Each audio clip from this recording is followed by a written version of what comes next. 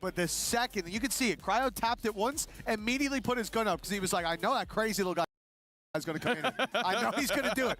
And eventually he thinks, oh, I guess he's not. Nope, right in at the last second. He's a madman. And I think that is something that for 100 Thieves, like they've come into today very ready for it. Because it's one thing to go, oh, he's going to push you all the time. But then there comes this point where, again, I look back at Sunset, there's 30 seconds left on the clock. They're sitting in mid still. And someone's surely going, I don't think it's too late. He's not going to push. And the right call there is, no, he is. No, he is. They're coming. And eventually the push comes in. It's when. Yes, exactly. And it could be at any point of any moment of any second of any round. And while they are not dealing too well, all right. Arsenal, that's one hell of a start. So there's Danby once again. You thought losing 2 players might deter, but look at where they are. 2 players are still pushing towards the spawn. Danby is pushing back into the position that they've just died from. The A site is known to be the more vulnerable. And an early post plant, an ultimate online for Vora. Planted. This is a very good opportunity now for 100 Thieves. One slip up though, and Danby will pull that advantage back into neutral territory instead. It's Cryo showing he's still got the opping chops to take down Danby. And a 4v2 for Nongshim. Plenty of runway for this squad, but a save seems like the right call. Yeah, finances are rough. You know Cryo sat there with an operator as well. You're probably losing the first one who breaks through that wall, and then the credits really start to run dry. Yeah, you can take an eco. You can take 2 in a row if you want. Really build up some cash. There is a lot of rounds for 100 Thieves to catch up on, a lot of ground to make up. That's a very successful start to what needs to be a comeback. Yeah, good hold off the early aggression. It's the same thing we needed to see in terms of reaction to the last map. I think especially after a pause, you can kind of understand why Nongshim would do that. You go, okay, they've taken a pause. Whatever they plan, let's try and disrupt them. But the dodge of the flash, 2 quick shots, and even though he falls, it leaves so much space available to 100 Thieves to fill in, get in the post, and then have quite a lot prepared. And the fact is they didn't use the ultimates in the last round, so they have them to play with in this one.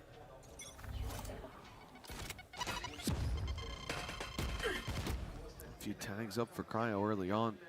He hoped he'd get his reward with a late push-up, but it is an operator stalemate that I think is about to come to a head. Toxins going up. Cryo peeking through the wall will block Danby off. And Danby just sits and waits. While that stalemate's playing out, you can see that 100 Thieves are starting to scrap towards the C site, attempting to pull those rotations to get peeks out on the A site by pressuring the other side. But that peek never comes through. Danby, the most aggressive player that I think I've ever seen in the game, has sat in a corner for the last minute, staring at this angle, waiting for somebody to come stepping forward. And even as this wall goes up and down, this man refuses to move. He is waiting for a reward that he knows is on the way. Oh, be careful though. But now he's in a bit of pressure, a bit of trouble surrounded like this. Another angle. I don't know how Francis isn't aware of that. 30 seconds It was left. very clearly documented by Danby. And there's the patience, but he actually misses. Okay, he is human. Now the overdrive comes in. Late flank caught. Showstopper popped immediately. 18 seconds for 100 Thieves. And the TP almost seemingly used as a bit of a ruse. Instead, it's going to work out. The showstopper is taken down. And the remaining players looking to try and find a way back in. Tibertino's position is perfect, though. Already executing one. Swinging from Danby, though. He's been handed a rifle. Given the opportunity to try and break the lines of the opponent's bang. Playing up close is not long for this world. And now the deeper position players need to try and hold the line. But it's all down to Vora, and he will not be able to. 12 found by Nongshim. 1 away from a 3rd map. This is the Nongshim we were expecting to see here today. We saw them pressured in the first map, and they crumbled underneath its combined weight from 100 Thieves, but now Nongshim, they come back fighting into every single fight there, every duel taken. It's taken with confidence. A big difference to that previous map. A huge turnaround, and indeed a scoreline that's almost a polar opposite of the previous. 12-7, 5 chances to close this out, and I think Haven is owed between these two teams. I feel like both have had their time in the limelight in this series, but we want to see both Titans standing tall at the same time. I want that Phoenix battle. I'll be brutally honest with you. That's what I've been most excited for today. We've dodged it so far. RB, what is this? RB, what are you doing? This is madness in the smoke behind the entirety of the opponents, and now his teammates look to swing in. They've dealt with it reasonably well, but Francis then drops the spike. RB maybe making the most aggressive play of the day, and Francis is there to close it. Nongshim will not go down without a fight. They are taking us to 3. It does feel like both of these teams putting their best foot forward at different times. Now, we may yet get to see them both at their peak. One map will decide who goes on to the grand final tomorrow, and who will be playing for a consolation prize. It's going to be a tough map, no doubt. An explosive one, potential for double duelist, and only the player or the team that steps up the most will be the one to have the opportunity. It is going to be an exciting close to what will take one of these teams to the EWC final. Make sure you're back with us after the break.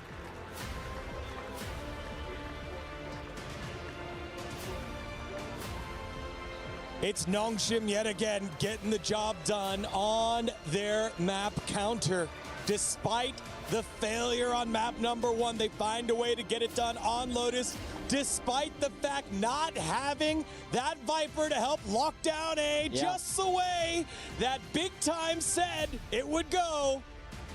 They still get the job done, 13-7. Look, I hate not having Viper, but I love the vibes more from the Nongshim team. I said, look, they got plot armor. They're here to stay at EWC. They won't be going home, and I'm happy to see that win. So all of us back on over here, but also joining us is Emil, former EMEA winning coach with Team Liquid, and more importantly to this specific matchup, brother of Doom Bros, coach over at 100 Thieves. How you feeling watching your brother's squad on stage, battling it out here for a spot in the grand finals? I'm so nervous, you have no idea. I'm shaking in my boots. I'm sitting there praying, doing everything I can just to let them have some sort of edge against Nongshim. It's crazy. Obviously, there's a small connection here because Big Time's brother also coaches over at Foot. You guys sharing those types of nerves. I've been there. I know the feeling. It's a horrible, horrible feeling. It is, really. Do you find it, because obviously you were a coach for a very long time, you're very successful. Do you find it hard not to sort of backseat coach a little bit when you're sat here in the crowds and you go, guys, why are we playing this comp? Guys, oh no, we're doing this wrong. I'll have to text him, you know? It's literally what I'm doing here. I'm sitting in the crowd. I'm like, I'm looking. Oh, this is wrong. This is wrong. Maybe I can text him. I can grab my phone and like text him. Maybe I can see he has a phone on stage. I don't know. But it's literally, I'm thinking, if I could just hand him a note, like what would I write? What would I do? You know? It's crazy. Let's dive into this one, 13-7 for Nongshim. A lot of it on the back of Ivy here. Yeah, Ivy had a phenomenal game. I mean, the way that he was playing was kind of insane. And of course, actually taking a pistol away from 100 Thieves, finally. Makes a change. Absolutely. And for Nongshim, they're going to be happy with this one. The way that they were playing, how decisive they were too. It looked really nice. And for me, it just felt completely different. The second that Danby got a hold of the op, it felt like everything just fell into place. But for me, the more I watch Ivy, the more impressed I am. This guy is a textbook big game player in my mind. It feels like every time Nongshim need a hero, Ivy appears. I love this round especially because they know how they're defaulting to break that wall there. He leaves the gap, slips through, and finds the pick as he's exiting. That's just, it's great adaptation, great high-level play. I love watching this guy. I think the way that he uses his timings are really good. But what do you think? Tell me. I think this ultimate, where it was a one-on-one and he shot him through Viper ult, he used the crowd noise, surely. Yeah. He used the crowd noise to see where he was and shot him through the ult. Yeah. No? I mean, we saw it from a couple different replays, right? Because we saw it both. They gave us the vision through the smoke, and then they showed it again just from his POV, and he Must have thought, Why did he shoot? You know, why did he shoot? Maybe he's around here, last location. Come on. I know. It was a crazy thing. What else jumped out at you, Emil, from that last round, especially from the 100 Thieves side, since that was a side you're looking at a little bit more closely? I mean, for me, it was the start was really good. Yeah. But then after the timeout, they kind of like fizzled out a little bit. It felt like Nongshim put a lot of pressure, a lot of tempo, and always catch someone off guard. And then 100 Thieves kind of just didn't want to take the fights. It felt like they're playing scared. They're playing, you know, not together, not taking the fights. And for me, that's just something you can't do against Nongshim. Yeah, I mean, so I want to just take you back to your old school coaching days. If you're in the booth back there with your brother on 100 Thieves, how are you fixing this problem? What are you saying to them? Turn off your brain. Just shoot together. Just don't overcomplicate. Don't die the first 10 seconds of the game. And that's it. Yeah. Let's turn our focus over to map number 3, Haven here for the squad. We didn't expect to necessarily be here, given the fact that you could see on the pick side, it was Nongshim's pick that 100 Thieves stole away, and then Nongshim steal away 100 Thieves pick that forces to Haven as our decider. It feels like this has been happening a little So too much. many times So for my much. comfort. But I was really feeling the 100 Thieves win getting into Lotus. I think comps-wise, I was liking it. I think the way that they were playing, the momentum, but obviously Nongshim just picking it back up. And then we're moving on to that Haven. I think Haven's going to be a really interesting map here because both these teams, they've played this pretty often. They know how to play. The defaults are there for both of them. I'm kind of looking at Danby and Timotino once again. Danby, once he picked up that op in that last map, was doing phenomenally. Yeah. Timotino, he was kind of quiet on the waylay. Yeah, I think that will be a high-powered map 3. Yeah. I want to cast your mind back to when we last saw Nongshim play in the decider game there against G2, and they have that fantastic attacker half. Yes, True. it slips away from them. Yes, it gets a little bit scary. Yeah. But this squad knows how to play the map. I think especially they elected to pick that attacker side for a reason. Yeah. They're going to look to run up the numbers here. Emil, final thoughts? I think Haven's really good map. Doomros and NBS really good coaches on Haven as well. Yeah. So A little bit biased there. but- no, not at all. I'm not biased at all. Obviously, I think 100 Thieves are gonna win. So yeah. All right. Well, Me too. before we get into that final map, Puckett is standing by right now with some Vitality fans here in Paris. WC4, and as you can see, there is a line wrapping around the booth as everybody's waiting to see Vitality. Sir, who do you want an autograph from today? Every team. I prefer Deke for the best culture with perfection. I love that call. We're going to get that for you. We've got some Gentlemates jerseys. I've got a Cloud9 jersey. Young man, what are you doing at the Vitality booth? I'm a super fan, but I'm looking to meet some of the players over here. I'm very excited. And who do you guys want to meet today? Who are you most excited to get an autograph from? Honestly, Dirk or Chronicle. Yeah, sayonara. Sayonara? Why Sayonara? He's young and he's so talented. How old are you? I'm 16. Are you ready to go pro when you turn 18 like Sayonara? Like, I'm ascendant, but I need to get right to Regents. Okay, we got to keep rolling down the line. As you can see, the fans are from all over the world. We got Americans here, a lot of folks from Paris and all over France. And then, of course, we've got some of our Chinese fans. But up front, we got to show the people here. Are you guys hands cramping it? How are we feeling, Yinsu? How am I feeling? We doing autographs too? You know the meme that's like, bro thinks she's on the team. She's on the team today. We feeling good? Hello, bro. Yeah, and then Chronicle, you two seem to be the most famous. Sayonara. Yeah, why are you winning over so many fans? Team, bro. I think because you were 18. They all want to be you. Who's the oldest on the team? Yampy, how old are you now? I'm 24. Do your hands cramp when you sign autographs yet? Yeah, for sure. I hope it's going to be over soon because I can't take it much longer anymore. So. You guys put on a hell of a show for all of the fans. Anything you want to say to all the Vitality supporters who are here to get your autograph today? I mean, thank you for coming. I wish we would be on the stage rather than being here, but, you know, it's still nice to see people coming to see us, so thank you very much. Vitality's knocked out, but they're still hanging with the fans. Come see them here in the Vitality booth. Play is in our DNA.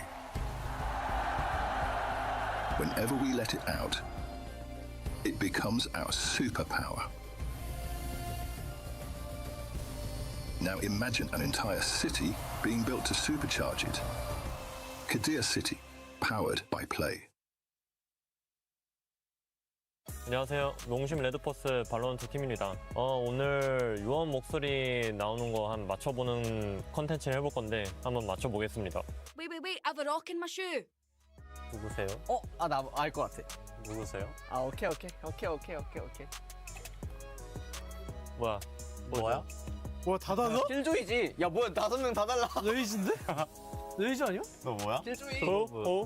클로브 같은데? 우와. 이걸 몰라? 이게 클로브라고? 오케이, JJ야. Oh, there's only 5 of them? Kjedelig. 오케이. 난 준비됐어. 이건 거 같은데? 난 모르겠는데. 나도 모르겠는데. 몰라, 이거겠지. 킬조이 왜 이렇게 좋아해? 아니, 그 5 of them 했잖아, 5 of them. 아니. 우와. 아니, 나 데드록 하면서 저런 말을 들어본 적이 없어. 한국어밖에 안 되는데 어떻게 알겠어, 이거. 목소리만 맞추는 거 같은데. 목소리도 못 맞추겠어. 역해가 너무 많네. 해외 버전 해야겠네, 이거. Who builds a neoclassical mansion in the middle of an ocean? Obnoxious. 오케이. 오케이. 이거는 마지막 거 듣고 알았다. 몰라. 난 그냥 감으로 해. 난 감으로 하길 선택했어. 감으로 적어. 이거잖아, 말이 안 마지막 목소리가 딱 그거였네. 정말. 나 모르겠냐, 왜? 근데 나도 솔직히 적고 나서 모르겠어. 너 뭐 했어? 화보야? 화보 아니야? Let's go. 뭐야? 화보인가? Let's go. Let's go. 내가 화보 해놓고 몰랐다. 잘 맞추네. Nosy weirdo. Nosy weirdo.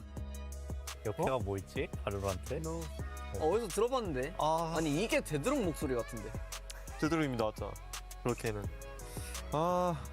고민되네. 나 일편단심. 킬조이 아니면 아카야. 킬조이 아니면 킬조이 같은데. 킬조이 맞네. 네온이야? 아니, 니가 모른다고? 그래, 네온 목소리. 야, 나는 이제 킬조이 3번 연습했는데 한 번도 안 봐. Really? Out of my way. 이거는 스펠링 틀리면 탈락하기로 하자. 나 한국어로 적었는데? 아니, 상관없을 걸. 예. 아니면 레전. 이건 모를 수가 없다. 공짜 점수. 나이자. 예. Smells like victory. And gunpowder. 둘 중에 하나인데? 나 알려줄까? 나 챔프가 뭐 있는지도 까먹었어, 지금. 레이저였네. 아니, 뭐야, 나 그냥 찍었는데. 어쩐지 나 레이저 할까 킬조 할까 생각했는데 나 그냥 킬조이 할 거야. 레이저 야, 나 그냥 찍었는데. Be at peace, my friend. 이거는 모를 수가 없다. 이거는 진짜 모를 수가 없다. 이걸 몰라. 모를 수가 없어, 이거. 아니 지금 야, 이거 진짜 이거 해봤으면. 와. 체인버. 뭐야, 체인버냐? 와, 이걸 써봐? 근데 야, 그냥 발음부터 러시아 사람이잖아. 진짜. Seems like I'm the better one.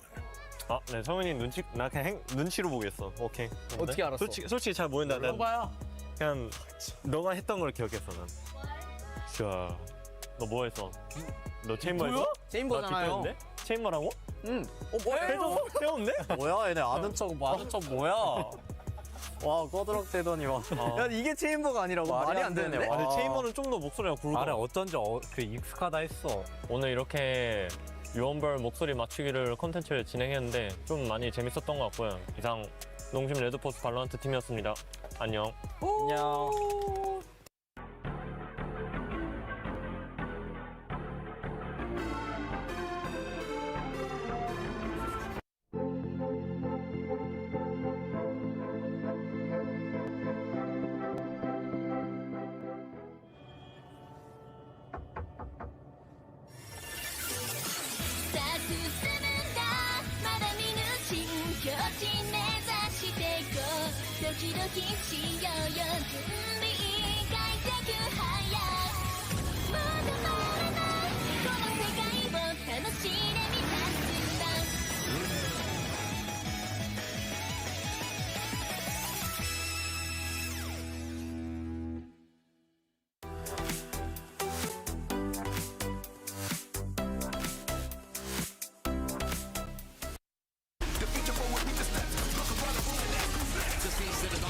It's a nice try from Starso. I don't know if he has time for this one though, Kev. It's going to be very close. Oh, that is unbelievable. Also, one enemy.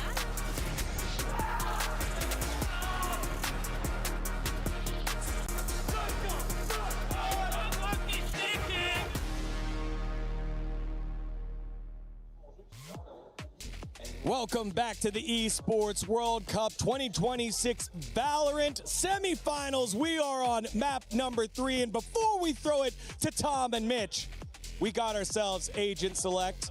Welcome back, Digon here alongside Big Time Athena and former head coach and champion of EMEA, Emil, who's definitely not biased at all for his brother's team, Doom Bros' team, 100 Thieves. He's going to break down Agent Select with us. That's kind of crazy that you're throwing him under. I'm just saying. Hey, look. Wow. Big Time is by himself here, so I just needed to make sure that we all knew what's what. Yeah, that's true. I can stave off all the bias in the world. I'm feeling fantastic for Nongshim. What do you mean? They're riding so high after the last map. They stole away their opponent's map pick, moving across the Haven. Whether I know it's gonna be electric, baby. They got Danby. We know. How are you gonna stop them if you're 100 Thieves? You just can't. How dare you say Nongshim is good? Let's go 100 Thieves. Come on.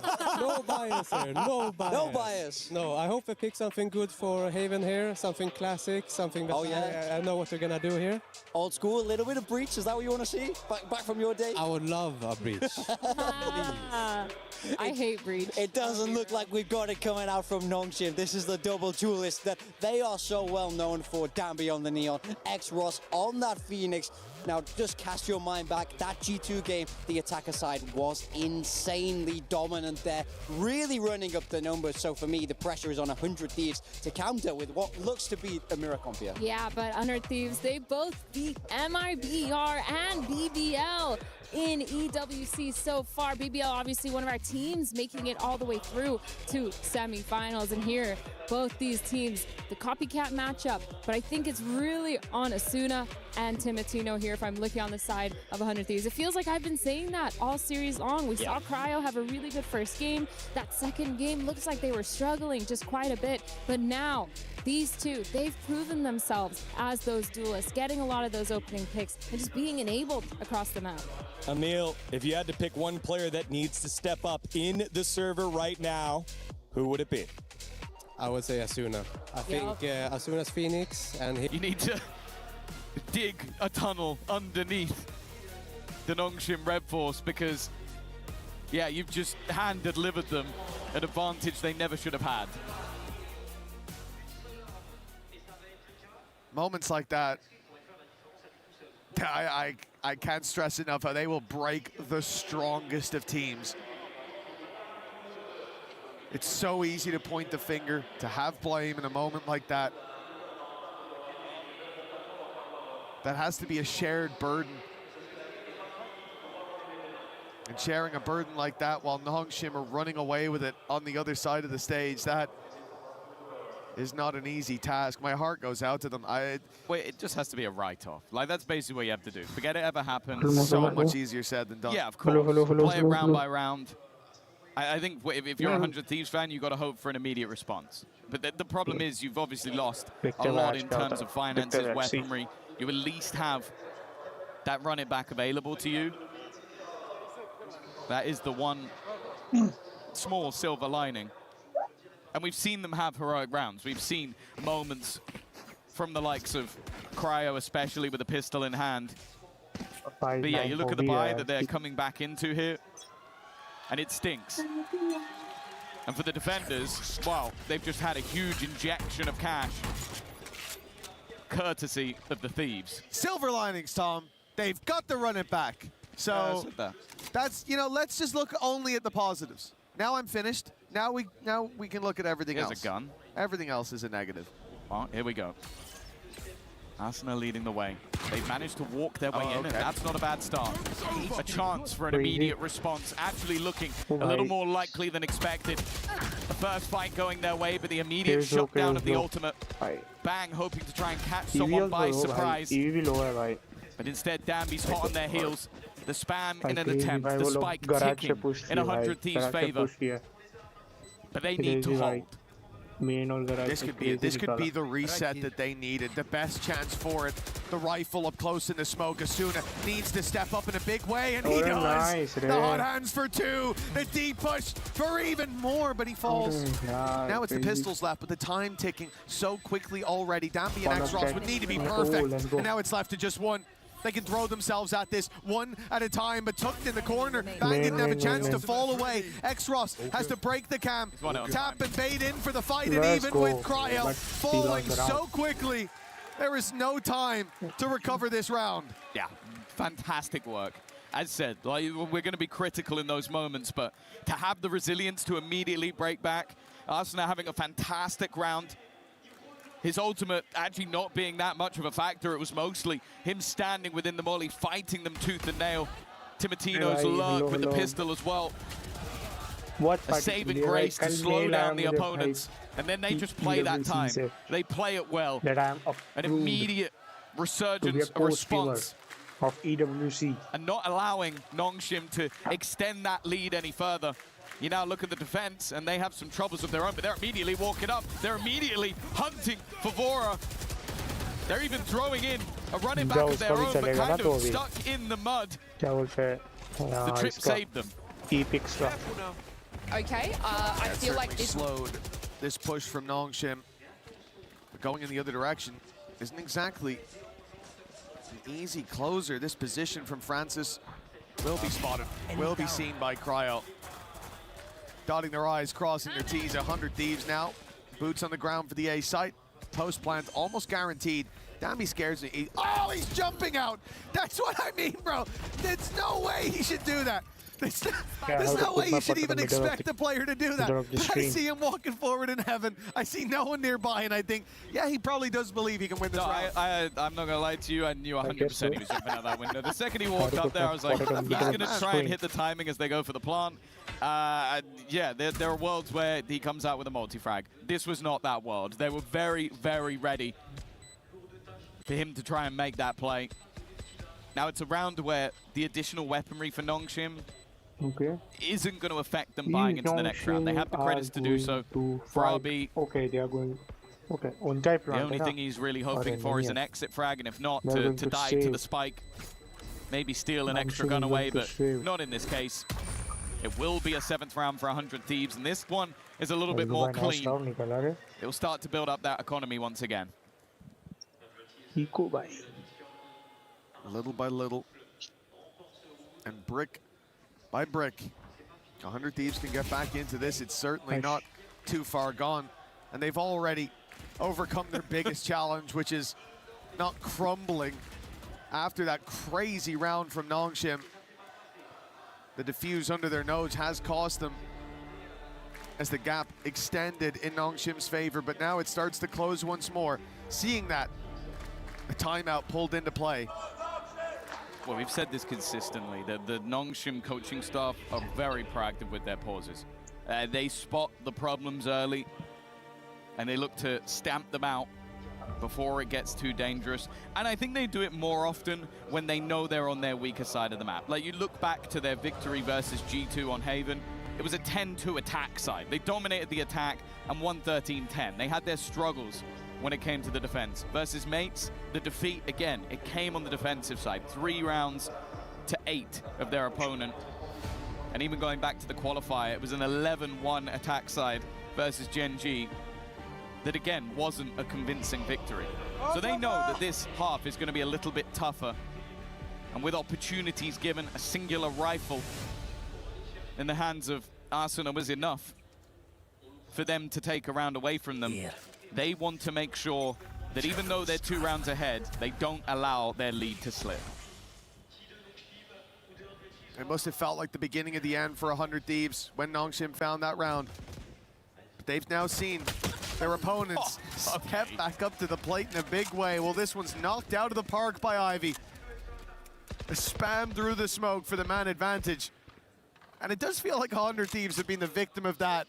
It feels like everyone who faces Nongshim is the victim of that at a ridiculous rate. Ivy just has a BS monitor that's off the scale. Like, you're just going to hear it almost beeping off the charts if it goes anywhere near him, because the amount of spam kills that he's able to get has got to be infuriating. If he didn't seem like such a friendly guy, I'm sure many would be cursing his name. That's already a spot. Francis has info. It's whether or not they pull the rotation. There's a deep look. Okay, I said it was spotted. Instead, well, Francis gets the trade onto a Danby who threw himself to the walls. Nice, but RB is well aware of Cryo's position. A 2v4 now needed to stop double digits. And that's the option to go back, pretty much taken out of your control. They could have already pushed C long, and now you've lost your lurker, so no garage control. You can't go C, you can't go B, not without a gamble. Instead, they'll play with the space they know they had. At this point, long is a danger, and that dropout from X-Ross is too, but 10 seconds left. They just need to play the time. But of course, for X-Ross, that means swinging in to take the fight. He's been having an insane map. Like, you think back to what he was able to do with the Guardian when they were a little bit further behind. Oh, hello Sudip, hello Sudip. I think now that might be his 20th kill. And the post-streamer of the EWC. Seemed like I got the permission. RB again was well aware, but it's just the timing. We mentioned it, the risk of jumping out that window, and the next round they jump out the window again. They do not care what the risk is. They can make it work. He not only jumps at the window, but with 10 seconds left, when he can play Ring a Rosie and wait for backup, he swings wide. Why not? And it's almost, it would be so frustrating. I'd love to say, see the silly mistakes he's made. He's 20-9. So, yeah, I guess you can just swing it because you're winning all your fights. I can't argue with results. Okay, Danby, a bit more than a drone. He's been deleted again. This is a big pickup. Last time, when this happened, 100 Thieves were already a man down, and the trade came in quickly. This time, they get to play with their advantage. The A side completely abandoned. A Hunter's Fury available for this attack. If they wanted to use it on entry, they would find nothing, but it seems like Nongshim have gambled on the other. And there you go. Hunter's Fury will spot nobody on the site, but immediately the defense look to try and re-aggress. Cryo knows there's an opponent on the other side, but instead, it might be the push-up from the other. He's TP behind him! He's TP behind him! Those are plays that you normally don't see work, but RB's doing it on a semi-final stage. He saw the TP and assumed that RB had ran away, had fled. But Nongshim are playing a confident game. We've seen that from the get-go, revealed through, but Broken immediately flash, gets them through the choke point. They're paying with bodies as they go. Asuna, the crossfire with Bang, strong as can be, and the spam from Bora backs them up. As X-Ross finds himself alone, it will be a round win for 100 Thieves. 10-8 now, still a healthy enough gap there for Nongshim, but signs of life going nowhere for 100 Thieves. Yeah, TikTok play in the middle of it, but it was after already taking control of the site, already shutting down Danby, and the Hunter's Fury, although not dealing any damage, it gave so much information over to the attack. They were able to get comfortable in their post plants. It definitely seems like a game of the calm versus the chaos. The patience versus the aggression. Okay. And with 100 Thieves stabilizing, they can take this round versus the Pistols. We also got They'll be one away, but that's not the start they were looking for. And also look at the ults that are available for this defensive side. It's a weak weapon round, but it is not weak overall. Strange to see Nongshim stop like that. They've sent Danby back in the other direction. 100 Thieves, no doubt, expected to see continued aggression from this squad, but it was a freeze from the defense. Now 100's Fury almost trying to bait 100 Thieves into pushing this position so they can pounce with the players up close. But it's a very passive stance coming out of Cryo, coming out of Bang. The drone going, oh, that's a bit of a brave swing! And now the pressure for Cryo, as he's at least able to deliver one, shutting down X-Ross, deleting the ultimate that was in play. These fights, not clean, not easy for 100 Thieves, but they do put it into an almost unlosable position in the end. Chances for Nongshim, but none converted. No, as well, I mean, I mentioned that, as said, although it's not a round expensive in weaponry, it is expensive in ultimates. Nongshim throw a lot into this round. The run it back, the overdrive, the Hunter's Fury, all expended in this round in an attempt to turn the tide, and it's Timotino and Asuna that are able to hold that line. That's a really important round from 100 Thieves because it eliminates almost every valuable ultimate that Nongshim has. Well, we said we needed Asuna to step up. Bottom of the board now, but 100 Thieves not struggling, even with X-Ross on the other side. Showing up again in the same way as we've seen him many a time before. Continuing that performance with Timotino down. X-Ross. Left on a sliver of health himself. The hot hands thrown out the other side. Abby wasn't even forced into the open by it. Tried to get ahead of it. Caught off, the numbers back to even. Francis put under pressure, but he's got support. X-Ross is on the side, not for long. 100 Thieves make a quick advantage out of that. Planted. They still have to deal with Ivy and Danby, the two shining lights of this squad. Danby, the hero of old, and Ivy certainly the hero of new. It's a beautiful start. The finish needs to be Ivy. He's isolated. The Cypher on the other side, but no info on where Cryo might have gone. The time will start to be a pain as the reposition gives Cryo a lot of space, a lot of time to work with. Waiting out that smoke has run the clock all the way down. Ivy needs to get on that defuse soon. Ticking faster and faster by the second, but he'll get it to half at least. The fight though from Cryo, baiting him in and then finishing him off for double digits. Incredibly well played by Cryo. The full reposition at the last second, it left a million angles that Ivy had to face off against. Even knows the timing of his cam coming back online so he could pop that right in his opponent's face, have all the information for the battle that was about to ensue, and then leaving it to the last second just to make sure if he lets go, I win. If he doesn't let go, I win.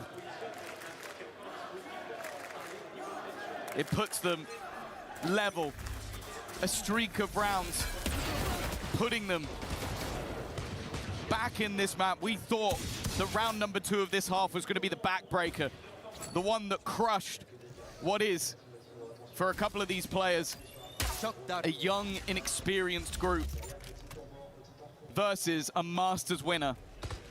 But 100 Thieves are showing that they are not going to crumble. No, their resilience deserves a round of applause. I genuinely, to bounce back in the next round from what was a death blow to the majority of teams, what would be, what should be, yeah, very much so. But they looked at it as a bump in the road. They reset. They found themselves neck and neck now. With Nongshim on the back foot, you would think, perhaps you'd be right. There it is, Francis taken out. That's the rifle on the ground for Nongshim. Only pistols remain, and a mass exodus of the C and B site as they look to reinforce A. Enemies at the gates, that's the last thing they heard. 30 seconds left. 100 Thieves have gone elsewhere, looking to steal some map control away, and, well, Ivy's still back into space. It's dangerous as he finds the first. X-Ross here by his side as well. Filling back through to put the pressure on the planter, but the TP out. Resets us comfortably. Oh, no, that's a mouse riddle jump you never want to see. Yeah, that's not some new tech.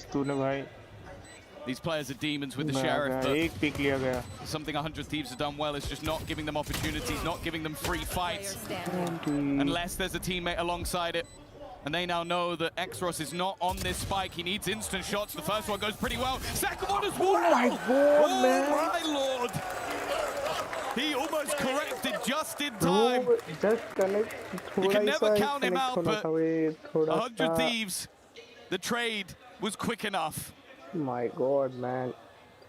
That was good, man. That was good. It came down to the wire, considering the weaponry brought in for Nongshim. It does make me, you know, if it's early stages, I'm thinking, wow, well, that's a great contest from them. It's a close round, but it's been a lot of close rounds. But 100 Thieves are edging that victory out every single time so far. For Nongshim, this half has been, well, again, you take out that ninja that they had, that sneaky defuse, and it's been a disaster of a half. They've definitely been struggling over on this defense. A second pause being called. I think 100 Thieves have done an excellent job of soaking up the pressure. And then when they can get back into those post plants, They've been almost unstoppable. It literally is just a blip in the second round where they thought it was done. Every other post plant they had has looked very good. They've been incredible at buying themselves time, and the clock then becomes an additional member of their team. I think shutting down Danby early as well, it makes it so difficult to break the sight lines on the entry back into the site. He's definitely had a quieter second half, while Exros has been nothing but quiet. Even still, though, a second pause called, a last-ditch effort to talk from the coaches, and 100 Thieves 2 rounds away from a grand final. And it looked like it was all over. Not that long ago. Now the lead is theirs. Nice plant by Nongshim putting their credits into this one. Ult's nearly online, but not quite close enough, at least for now. Picks needed, 1 for Exros, and this round becomes incredibly difficult if it's not traded quickly. Ivy spotted already, trying to make the play out of the garage, but he's not alone. Danby comes to meet him. Now it's going to be a blitz. Cryo tries to fly under the radar, but second man through. Ivy catches him. Danby, the trailblazer, spots Bang right outside the site, but a flurry of frags for Timotino, and Mora puts 100 Thieves within punching distance of a grand final. They've got the code dialed in, punched in, and all that remains is to turn that final key. I said it already. They're a team that over the years, their attendance at international events has been few and far between. They made it here last year, entered the group of death, and left in the group stage. Now they sit 1 round away from maybe their biggest moment. They really cooked the game. In Valorant, a grand final, millions on the line. GG, that's GG. And a chance to be immortalized, but Nongshim are not a team to go quietly. They're not a team to shy away. They have pushed up with 4 players outside this A site, and they're looking to fight. It's been seen though. It's been spotted. The drone had already seen 2 players up close, but they find out there's much more than they bargained for. Hunter's Fury kept reinforcements back, and Danby found 1. The plant tries to come in on scene, but the run it back cancels just before the clock. Not quite as favorable as it could be, but a reposition of the plant. They'll now look to fight deep. Ivy more than ready. More than prepared for everything thrown his way. And Asuna, the man who had to step up to the plate, we said, had to be the difference maker. Well, an ace would certainly immortalize that position. Instead, it will be Nongshim. 12 to 11, map 3, going the distance. And it's a team who's already hoisted a trophy this year on an international stage, who's fighting for survival. What an insane round again from Ivy. The man could genuinely have a highlight reel from every single series he's played this tournament. It came down to the last map versus Vitality, and he became an immortal enemy, someone they will look to get revenge on for years to come. And for 100 Thieves now, the pressure is on. They're doing it again. They're walking up the other side of the map. It's the same scenario with aggression. The point of call, the constant slam of the button, but it's Vora that gets the opener this time. The trade onto Ivy, he could only get 1. Vora with another. He's there again! It's left down to Francis. The 1 man standing. The first kill's easy. Tournament survival. Bang. The prodigal son of 100 Thieves returned to try and take them to a grand final. He was on Sen City. But now he sits with the Thieves. Take the round, man. Looking to try and rob Nongshim and maybe us of an overtime. Francis, you can take that. Is waiting to see if his opponent looks to wrap around. It's expecting the aggression. Of course, it's what Nongshim would do, but Bang playing this patiently. His smoke is faded now. The advantage in that fight gone, but the timing couldn't be better. 100 Thieves 20, guys. They started this with success. Over on map number 1, it looked like the series was theirs. But Nongshim battled back into an almost undeniable advantage. And at the final moment, when they're counting their money, the vault door swings open. And who stands there but the Thieves? Bags packed, ready for the grand finals. It's been a long time coming for this organization. They have been in since the beginning. They've been invested. They've been purchasing the young talent. They've been even bringing back old names, committed to some, but constantly attempting to make it to the very top of the tower.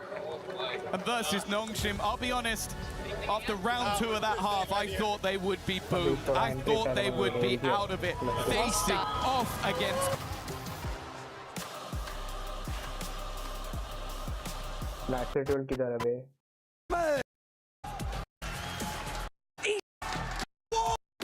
Sport, Sharky, Legacy, and Jesco. Sharky, Legacy, and Jesco. They are S8UL Esports.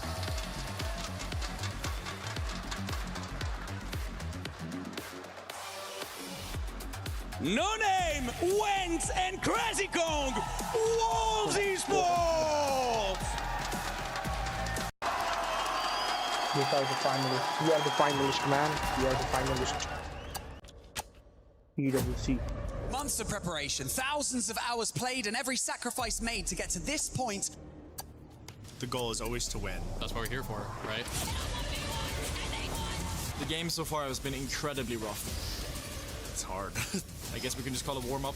Hopefully, the warm-up is done.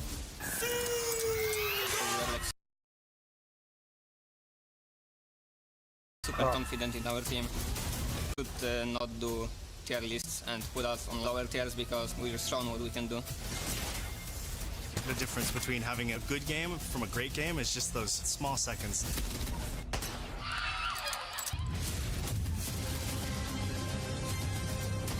Obviously, there's a rivalry between us and Liquid, so it's always nice to beat them. But it's just a little ego boost, pretty much. It's nothing deeper than that.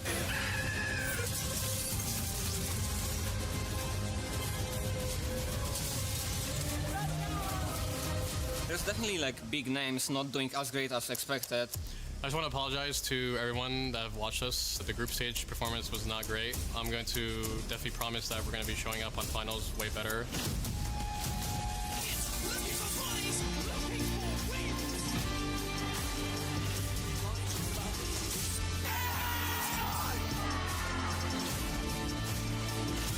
I haven't missed a final since Poland, so which is almost 6 years ago. So I'm not too worried. そうですね。まず決勝に上がってきた全チームが全力を出した上で僕たちが1位になれるように頑張ります。That's an EWC, man. EWC. We got a co-streamer approval. We're super proud and we're looking forward to finals. Try our best and whatever happens, happens. We got through the hard part, so now this is the easy part. We got a co-streamer. After 4 days of competition, we find ourselves finally on the final day of the ALGS Split 1 playoffs at the Esports World Cup 2026. And if you're here in the arena, if you're at home watching, you're about to be a part of one of the greatest spectacles in all of esports. It's Match Point Finals. Everyone's going to be talking about it, and the big question is, how many matches will we go today? Could it be 7, 8? Could we go all the way to 13 or 14 like we saw last year, the Esports World Cup 2025? It always provides entertainment here, and we are globally represented in these Match Point Finals as well.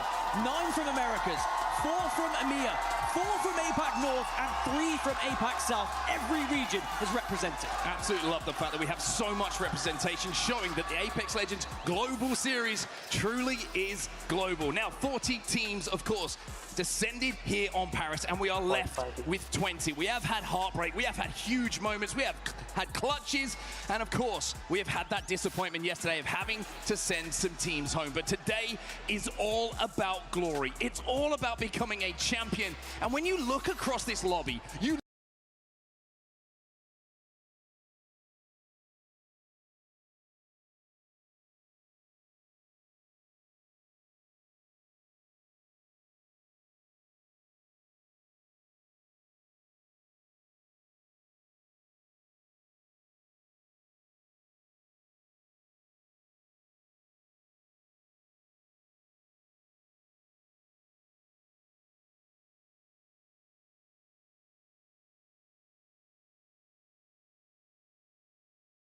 look across the teams that are here, there are so many stories that are desperate for a conclusion. We have the reigning world champions of Sentinels on the stage. You have the history of the club champions in Team Falcons on the stage. You have the up-and-comers, Team Liquid, who look like they could be champions on the stage. All of these stories converging together to create what is going to be an incredible match point finals. But it could be Thank you very much, Ian, as it is Asuna and the rest of 100 Thieves. Old road to the team. That's what's amazing. Every team on the walkout had someone cheering for them. It's an amazing, amazing place to be. And if you are here, get behind the boys, because these teams have been fighting it out for 4 days to make it to this stage, to have a chance at lifting that trophy when we are all said and done at the end of today. Honestly, we've got goosebumps here in the caster booth, everyone in the green room, everyone backstage. I'm sure everybody who sat in the seats watching right now is feeling the same, because we're heading over to Storm Point to kick this thing off. Paris Match Point Finals is live. As we check in with the winners from the group stage, the #1 seed here, Elite Esports. Can they carry on their same trajectory from where they started and continue things into the final?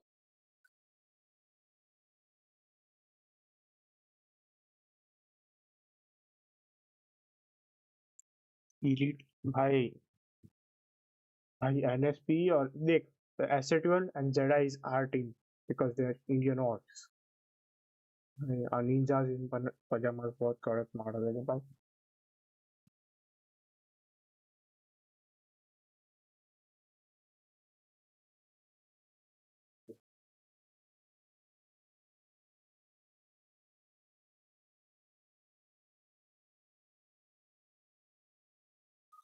कौन से number पे अभी? Seda is on 18 and we are on 1, 2, 4. Okay.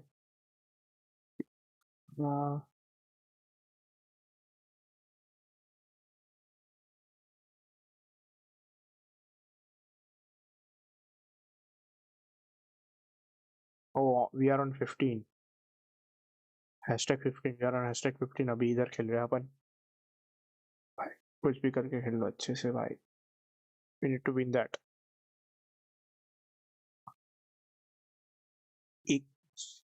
एक या 2 map. We have to win at least 1 or 2 map.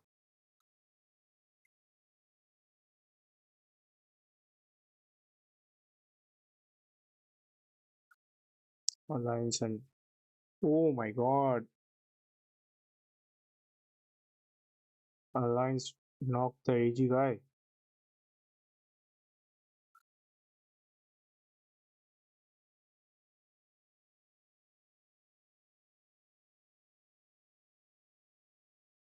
Crazy. Alliance.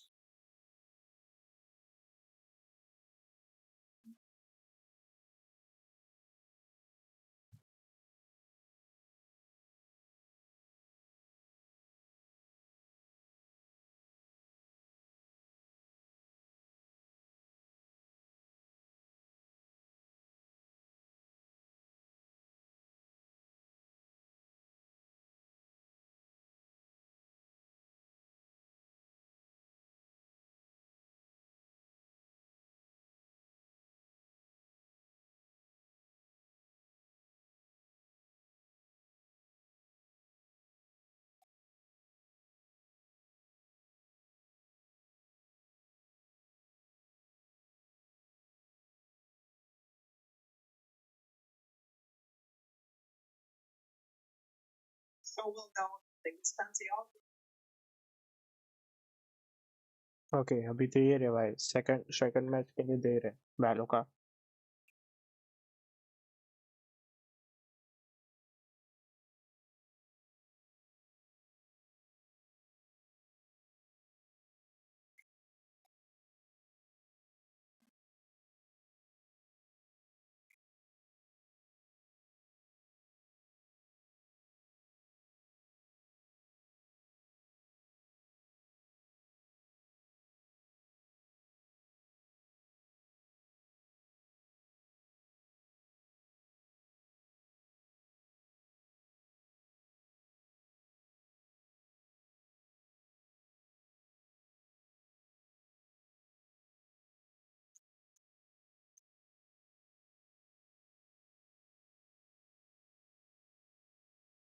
Oh, Nemesis.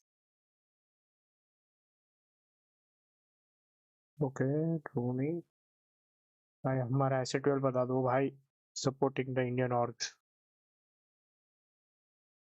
City well, as we are qualified.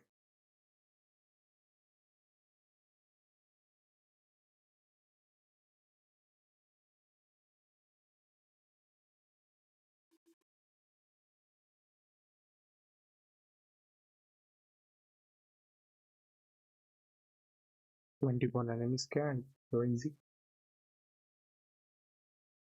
Asset 12 Jesco, Sharky, and Legacy versus Jake. GK. Fight लिया मतलब fight लिया है. अरे GK वालों की फट रही है बे. जीके वालों की फट रही है.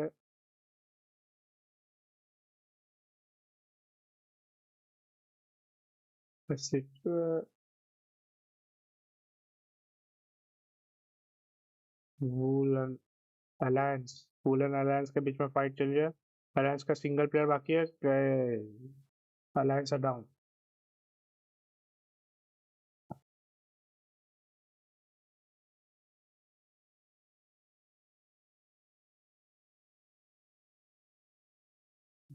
वोल्स आरसी एंड जीजी टीम पे टीम अभी आसपास ही है.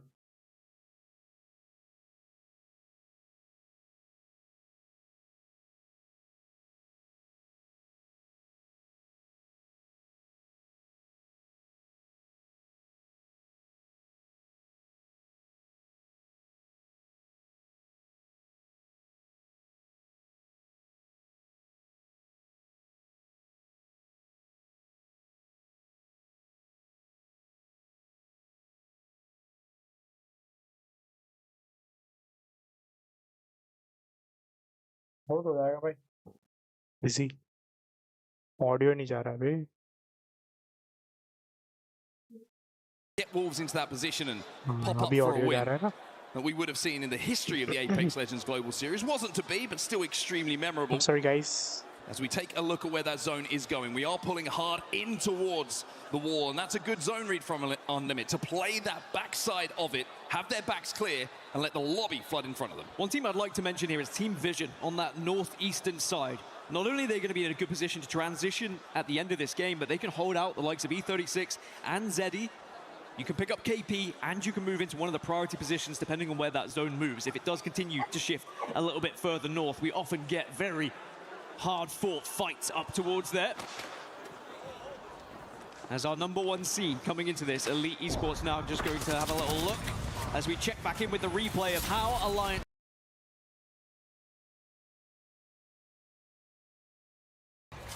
Speaking of forcing, Yanya says go. भाई घूमता ही रह जाएगा बे. घूमता ही रह जाएगा. And Yanya's on the hunt. Yeah, they're not going to let them escape easily here. Jerome goes in. Oh, crazy. Elite का एक बंदा गया. दूसरे बंदे पे जा रहे हैं. He's being chased here by the Axel. Light turns around. Yanya says, boy, you can get yourself a KP. And that's going to be the end of Elite Esports, the #1 seed. Elite को ही खत्म कर दिया coming bay. into today, but Nemesis are now looking at this.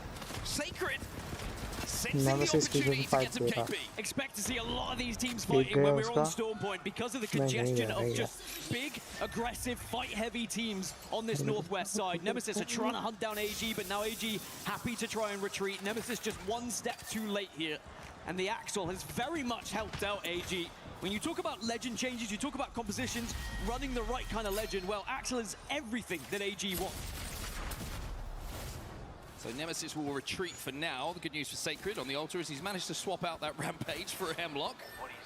Not a bad trade. Always a good thing. But now they've got a little more attention to pay to AG, because AG are back, because they don't really have much of a choice on where they're going to rotate. Valorant with the fuse ult.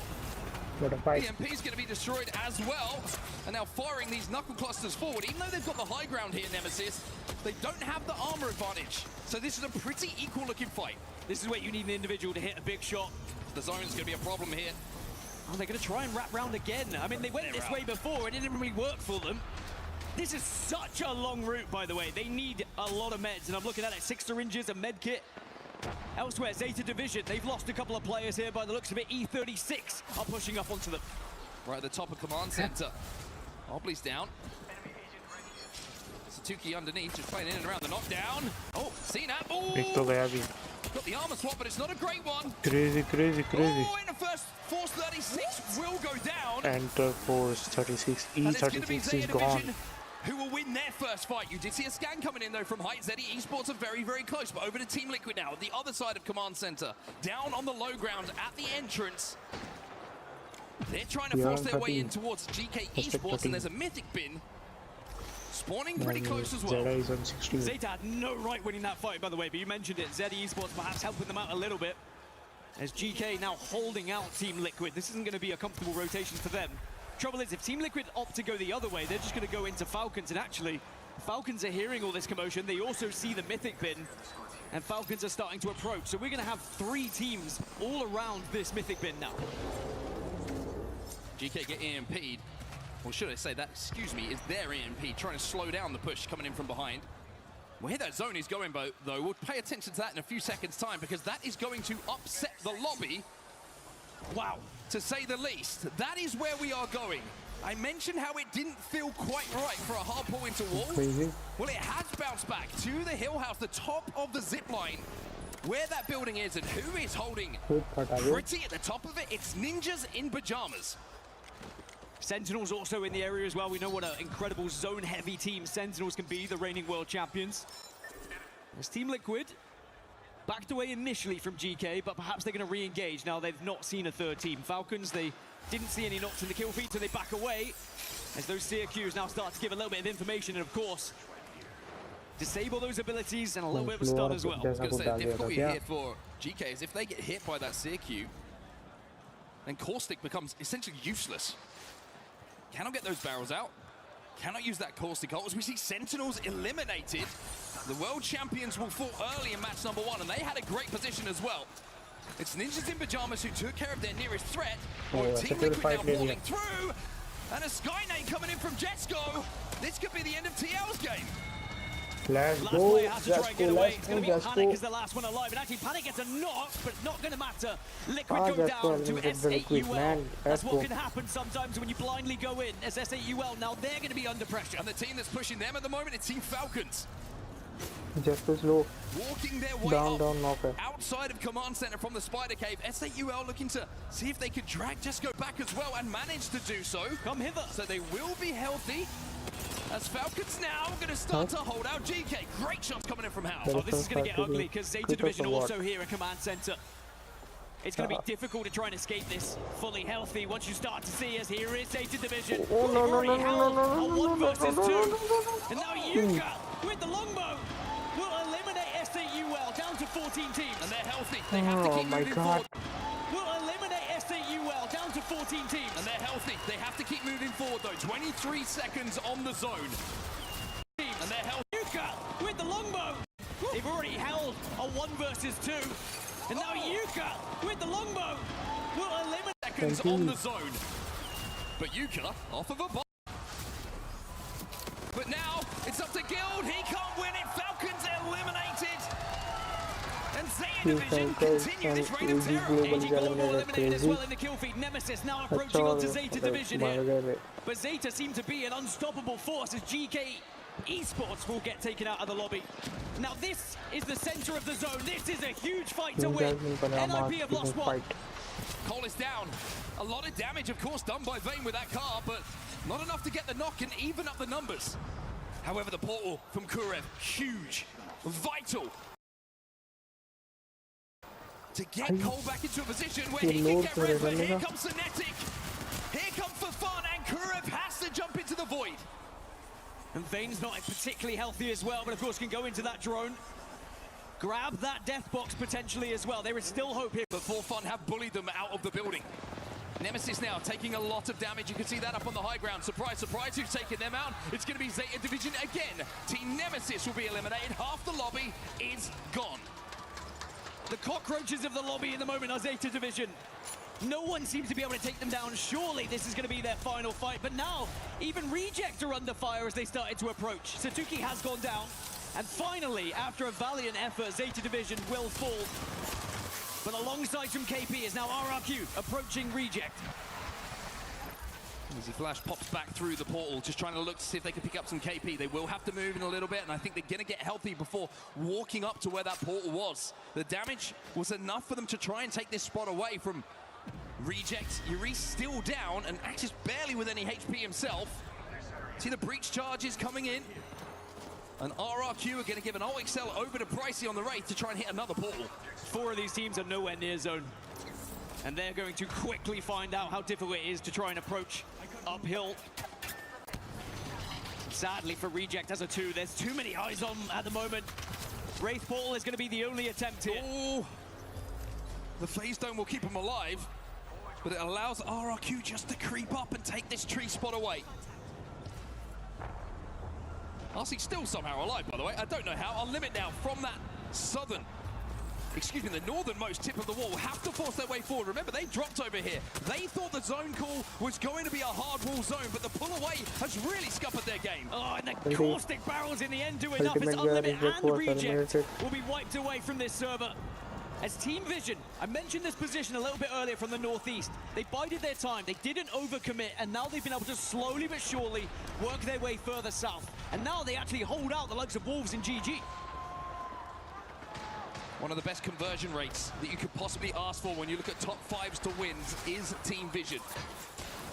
That'll be very important if they hit match point today. But they've got to get there first. A lot of work to be done. Gaming Gladiators will be eliminated as Wolves find themselves down to 2.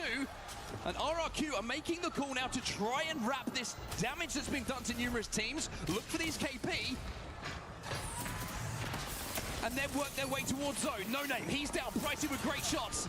Easy Flash goes down though. It's a 1v1. Strafing Flame versus Crazy Kong inside the building behind the knockdowns. Swing comes in.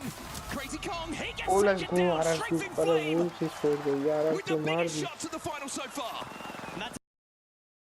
Takes us down to our last 5 teams, which is significant, because statistically that's where the last one's competing for a win. As Zeddy, they've lost Jelly at the moment, but perhaps they'll have a chance to get him back up as they're trying to compete for this same building that NIP have been holding for what feels like the entire NIP game. have just got a res! You just saw it there! Somehow Ninjas in Pajamas have got a res and will have Cole back into this game. Meanwhile, inside that building, For Fun and Zeddy having a little engagement. Deathbox Reds comes in, but look at the damage that they're taking. They're under so much pressure. The heat from those flames is singeing away at Zeddy, but they somehow managed to reset here. And you mentioned those conversion rates. NIP with a 33% conversion rate from top 5 to a win. For Vision, it was 50% in Pro League.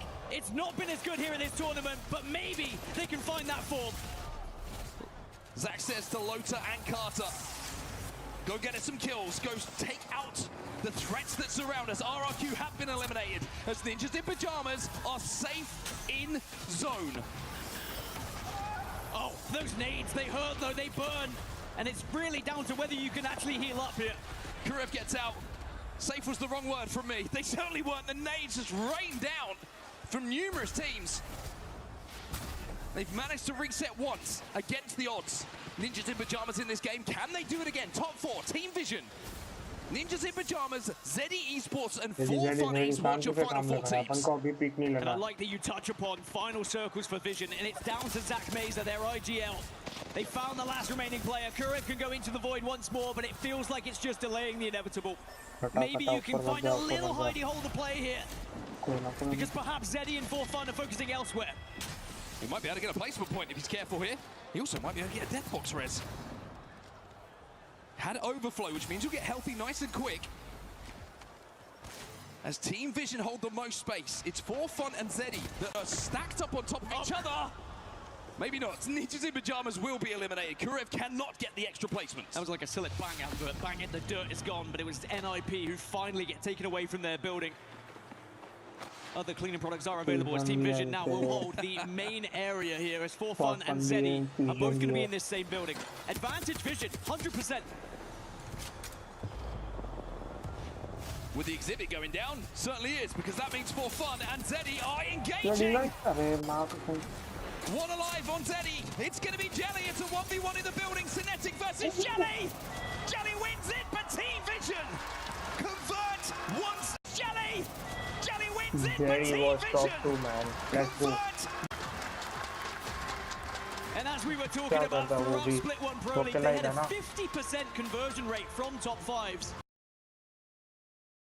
And even though it hasn't been up there here at Split 1 playoffs at EWC 2026, now those percentages start to go up, which is the perfect time to increase them in match point finals.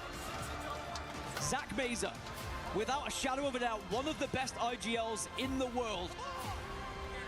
Can he get a LAN trophy for Team Vision? Nice try, well, Zach with some choice words there, some confident words. He says it's over in 6. Nice try. With that kind of start, why wouldn't you have that kind of confidence? Fantastic end-game management again from Team Vision. The job was made easy for them with the fight taking place inside of that building, but the zone pull, I think, caught a lot of people off guard. Something didn't seem right at the start when I saw that second zone. And the fact that it bounces back to that zipline building, a lot of those teams who had prio inside of wall really struggled to leave. I have a wry smile because I called the start when they held the Northeast. And the reason they played that, I like to think, is because they could split the difference. They could transition to either zone if it pulled north or south. And the big fight was winning it against Ninja Pajamas. Those nades were huge, and they were able to sniff them out, take them down, and then look how simple it was from here. They saw the fighting take place.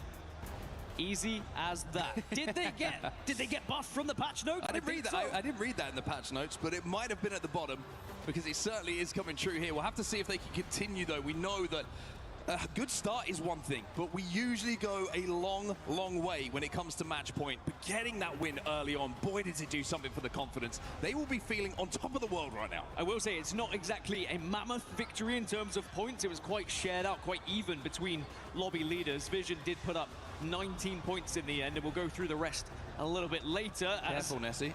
Nessie again just dangerously, tantalizingly close towards the crusher there, as those are the keys that will be crushed alongside the hopes and dreams of all these players on stage today. Only one will remain.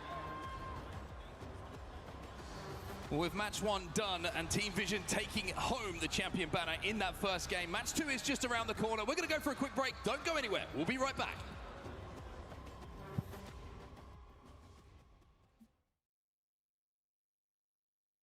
Play is in our DNA. Whenever we let it out, it becomes our superpower. Now imagine an entire city being built to supercharge it. Kadir City, powered by Play. Look, I don't know if you've heard this, Pricey, but I was on broadcast yesterday and I looked deep in the camera and I said, I don't know if they're going to make it into the finals. And I have been saying it's a reverse caster curse, okay? Because you guys did so well yesterday for Apex South. Now, going into today's competition, do you feel like yesterday's performance is going to bleed into today and that you can maintain what you guys have already done? We've been going into, like, our last 2 group stages were bad. So,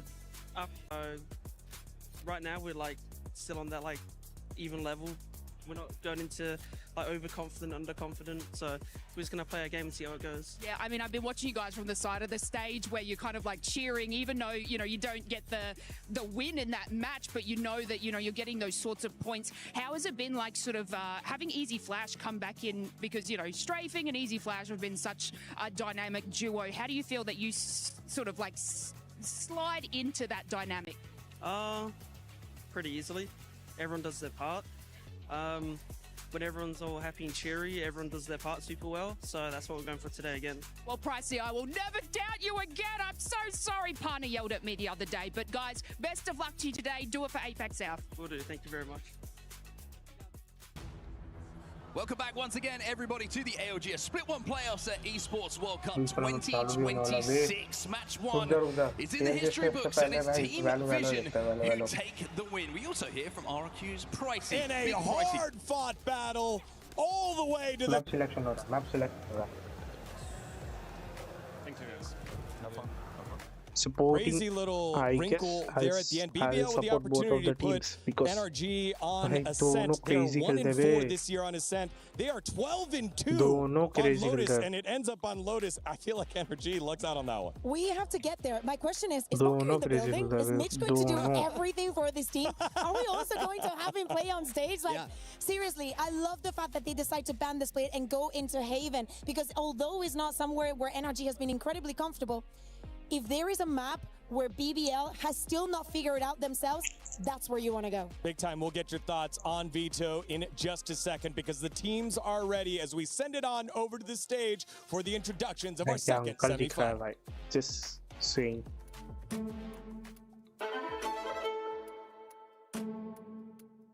For the first time, I've really seen the positives of our team, and it's kind of starting to come together, which is a very good sign. I think our hardest opponent is probably going to be BBL. I think BBL, I had them going to the final after, like, that was my prediction personally. I think they're probably the best team here. It's going to be fun to play against them. I love this game. We can lose, but we'll just talk to each other. Like, guys, stand up, be more confident. We just talking each other to don't lose again. Energy. We want to take revenge. Santiago revenge. They're looking good right now. I think we can beat them. It will be so amazing. Just gotta be informed that day, play as a team, and we should be perfectly fine. I want to play BBL. I just enjoy playing against better teams. It makes you a better grand final in the semi-final, so we'll see. BBL is probably going to be the hardest team we played here, and they're good. I think they're all looking sharp individually. They have a lot of loud players on their team. I commend them for that. They have a very different play style, and it's going to be a tough game. Since the beginning of the tournament, Larok has been insane, obviously, the best player in the world at the moment. They are very strong, but their performance is a bit shaky. Obviously, they're a champs winner team, never underestimating anyone. We just want to take our revenge, nothing personal, guys.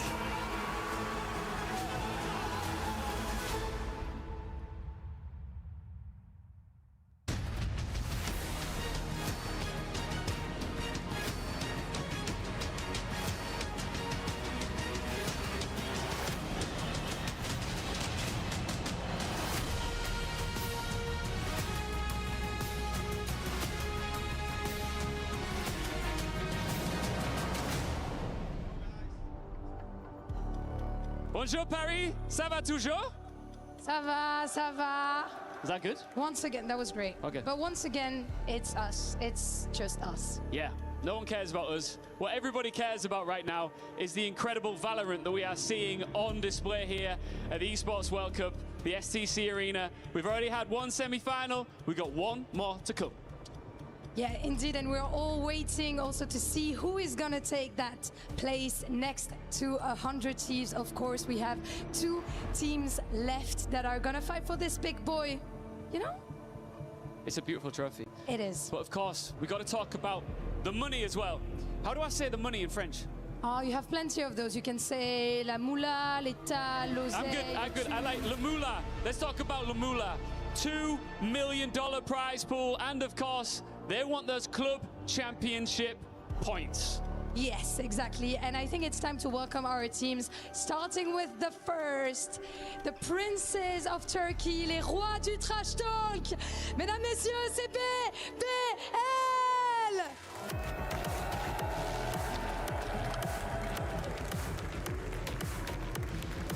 Yeah. They arrived in the playoffs as the underdog. They knocked out Let's go, guys. the defending champions.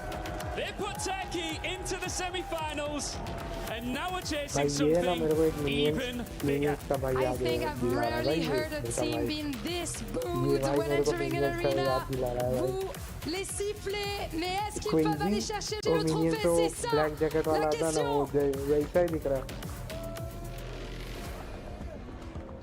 And their opponents, NRG!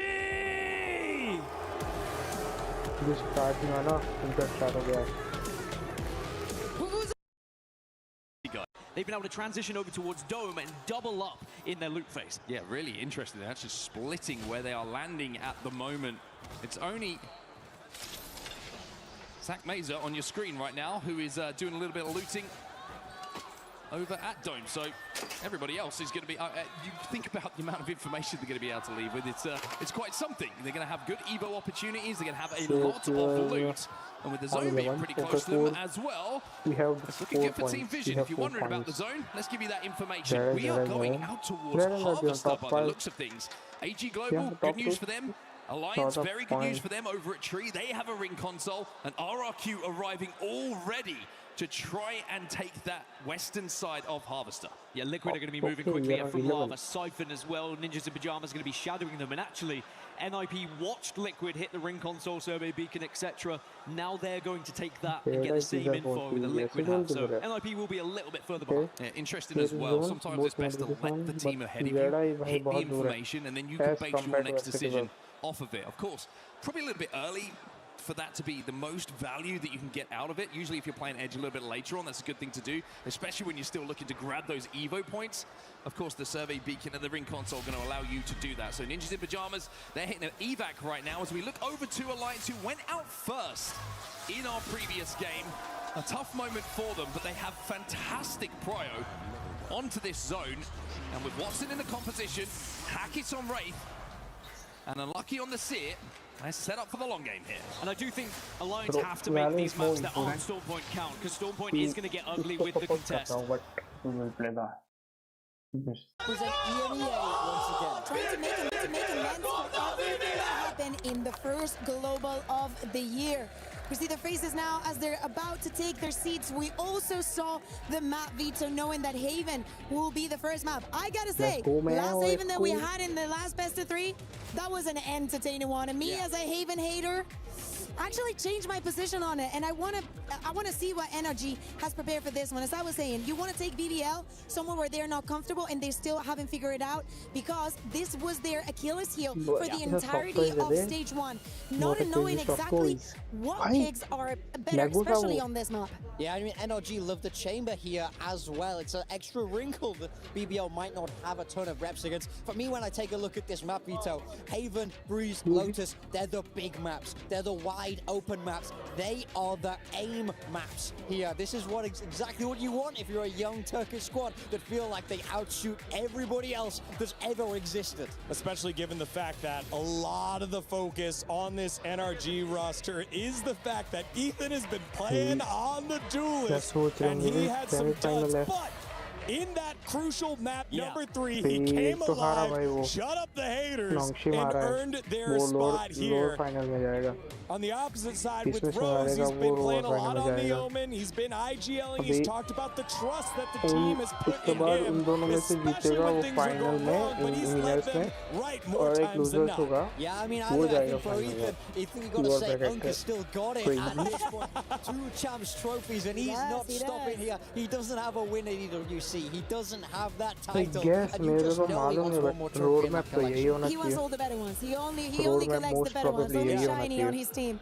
But yeah, it's not only about the Neon. I love that we bring that up, because that has to be one of the pain points for BBL here, as it's Lover's Rock still, to this point, the biggest question mark, and probably one of the reasons why they want to go on to Haven. He's been struggling like crazy on this one. This, I mean, for the entirety of the stage, here also in EWC, we do not expect the changes, I would say, in the compositions, right?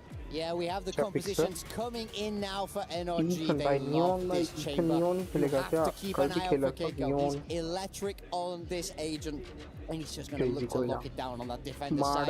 Ethan is hovering that Neon that we were just speaking about. And to be honest, I was very impressed this time we saw it. I feel like he played the role very, very well. He's an experienced player that has really dipped his toe into everything. So if he starts to heat up on this Neon, that's when you get a little bit worried. Yeah, and for the side of BBL, we see no surprises. Do we expect the same kind of aggression that has been so important for them, especially now that they're starting on the defense? When they were going up against Team Heretics, as we're saying, this is a team that is not scared. The crowd not going with them, being against a Titan such as Team Heretics was never a problem to me. Still, Lover's Rock, what are we going to get from you today? And how is NRG going to take advantage of whatever phase you show up? It's been a day full of redemption. 100 Thieves one step away from achieving the potential that they have lost. For NRG and BBL, it's trying to take the first step ever into the grand finals of EWC. 100 Thieves were able to do it by knocking out the final squad from Pacific. But on the call is Pacific's best. It's Paper Thin and Achilleos. Thank you very much, Degon. Another semi-final, another slot available for that grand finals tomorrow. BBL looking to take down NRG. You heard it in the interview, wanting revenge for being sent to that lower bracket back at Masters Santiago. And I think there's a lot to consider here today with the difference in the form with these two teams. You know, NRG's been a little more shaky since Santiago, whereas BBL has been on the upswing. They've been getting better and better. LaRock has turned into the best player at this event. Some saying right now maybe the best player in the world. And with the stats he's putting up, I kind of am starting to believe. I mean, he's not just leading in like every metric you would want as a duelist. He's also leading this event in clutch percentage on top of it. Like, just disgusting stuff he's doing. Been instrumental in getting BBL as far as they have gone. Chance to make their way into this grand final. Desk mentioning it, bit of a hate watch here in the crowd. Both teams taking down some of the tournament favorites and Heretics as well as Gentle Maids. Both willing to play the villain now. Squaring off against one another. Rose able to strike first, and LaRock off to the races is able to find 2 quick kills. One reply from Brock. There's a massive deficit here, but Scuba quick turn back over to Sewer's side, takes down the enemy Phoenix. Gets this back into a much more winnable position, and that Paranoia ends up getting used quite early. Yeah, it was a really nice TP there by Scuba. Brock gonna win the fight on the backside. Kreven down. It's a 2v2. Quite low. How have we gone here? Scuba still gonna be contained this left side. It's not quite one tap though. Could survive a chest shot with 1 HP. But that was a great round. That might just be enough of a window, given how clean that shot was onto LaRock. Double face now. Loita, they're trying to back away. Eats a little bit of damage. There's Rock, not quite giving a peek here. He's going to try to scale off this, though, as the smoke does end up blooming. A reroute attempt for NRG. Trying to shift their way out of A. Being matched at the moment by Loita. Lover's Rock at least making him think twice about it. It's going to be tough to consider here. They're going to be ready for Loita. He's tucked in right around the corner. This classic could absolutely have them undone, but it's not able to find the kill quite just yet. Take it down to 18 HP. Brock at 9. 10 seconds left. 3 bullets remaining. 1 right click available. Saw the gun barrel there for a brief little moment. This plant happened to be stuck. And there it is. That could be the round over, and it will be. Lover's Rock in position. Denying him the opportunity. The pistol goes the way of BBL. The crowd doesn't know how to react to these. I think I'm happy. Did we win? Are we winning? Not sure. Absolutely love it. I mean, I love the arc for both of these teams coming into this. You know, NRG with a lot to prove this year. Last year's champions have been doing very well, all things considered. You know, in Valorant, it's been kind of that curse when you go to champions and then, you know, the next year maybe things don't go so well. But this year, I think NRG has a lot to be proud of, a lot to be still very optimistic about in this young BBL team. They play the villains and they play it so well. They absolutely embrace that energy. They love to be booed. I'm out of here. And I think the crowd would do well to maybe cheer them on. Maybe that's the way you get to them. Yeah. Go, go, go. Hitting him with that positivity. Really piss him off. Ethan with a check forward in the garage is going to be tagged by that drone, but it's just full classics here. 15 never out of the equation. You always have to give it that consideration, especially when you do have Kiko on this chamber. The headhunter can find that impact. Oh, my bad. So far, no real push forwards. Going to be shock dart to the corner. Quite a bit of damage going to be suffered by Kiko, down to 61, but Ethan trying to open up a little bit of space here, and Kiko now backfilling that space, able to find that first elimination. Relay bolt to contain these 2 players. Meanwhile, the backstab getting ready to strike. Mana does end up getting found, though. The turn back from Lover's Rock off camera, but still brilliant. And in the end, they will be able to spare their blushes and stop the Thrifty from coming through. Yeah, you should be able to keep both those Guardians, I believe, and the Bulldog as well, so that's perfectly fine. Damage done by NRG, like the strategy here, like the way Ethan takes some space, tees up Kiko, uses that relay bolt to try to buy some time, but this guy right here is on a tear. Feels like everything, everything he shoots is gonna hit. And that right there was just a little microcosm of how good he can be. So yeah, it's 3 Guardians. What you're going to be able to bring into this one. Oh boy, already down and out of Lover's Rock. A quick little shutdown there. Run it back, even going to be committed into this one. And Kreven, okay, peeling back those 2 kills suddenly gives them a window of opportunity. Spare themselves what could be a very costly round. Rock's still alive, still a chance to even farm up a couple more orbs here if he can get some eliminations. Pretty okay for BBL in a way because you have the Cypher still alive, so some of that util there to at least keep NRG honest. They love to take these pauses mid-round. Oh my god, Kreven. Gorgeous shot, a 3rd one in the round. And now back into an advantageous position. Our BBLs, they look to convert this bonus. The re-wrap, the tuck away over towards mid here for Rose. Could absolutely be their undoing. Do they just silently walk past him over towards C? Seems like that's going to be the case, but they'll still have a very good angle to get on the flank. Wisely, they've cut sound. They haven't made any noise, so Rose can't call in the reinforcements early. He's gonna have to wait. That's gonna be it right there. Just heard the gunshots. So now rotates come through. It's gonna be coming at you from a lot of different angles, and this one might be the least expected. Enemy remaining. There it is. Spike down. And now Scuba completely surrounded. Spike still on the floor. Time bleeding away. Collects it, goes for the corner plant. 10 seconds left. Spike planted. The Rock on the arrival. In the rear, and Kreven is there for the alley-oop. Clean headshots the whole way through from the Cypher. A 4K.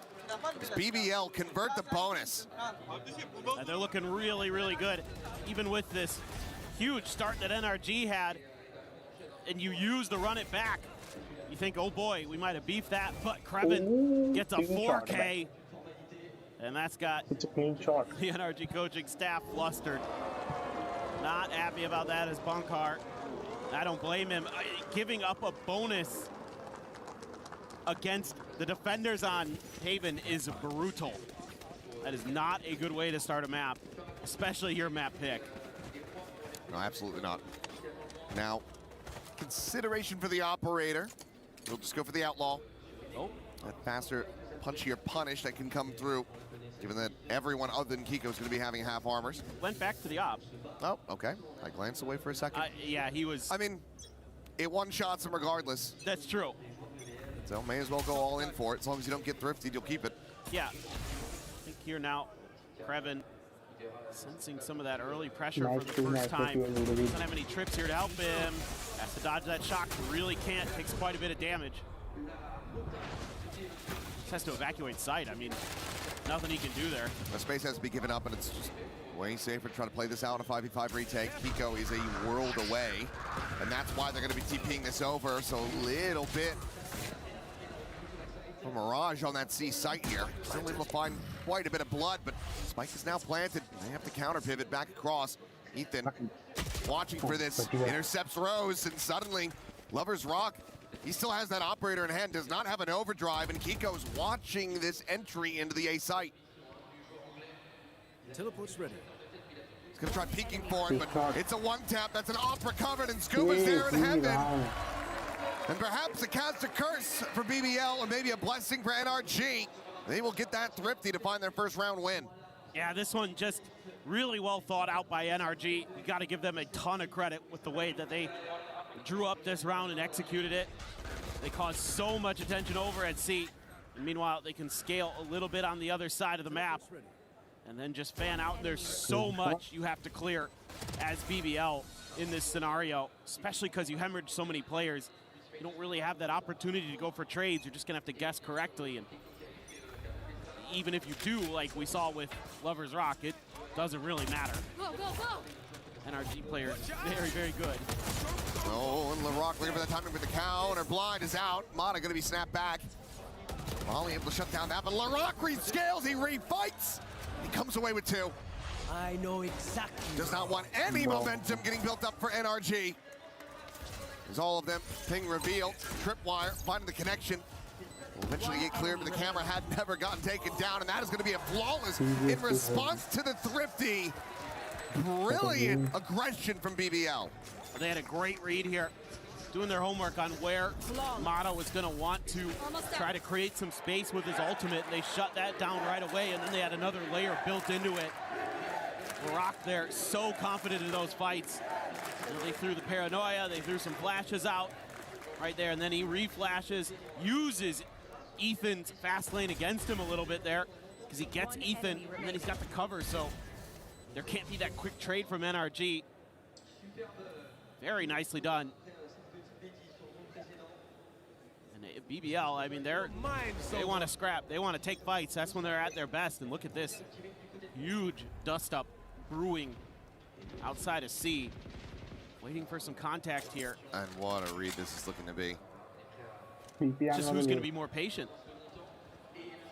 You toss that op over, trying to get this one scaled forward. Curveball going to be coming in, but LaRock, the one ending up getting blinded the most, as Ethan will be able to find that kill onto the enemy Phoenix. Hunter's Fury is going to be exchanged on both sides. Lloyd's trying to dance around it, but he goes right into Rose's. Gets taken down, and then Rose dead on the back end. They had it all set up. It was elaborate. It was well read. The trap ends up backfiring. Yeah, that one's tough. Catching so much of the flash there was LaRock. He just could not respond.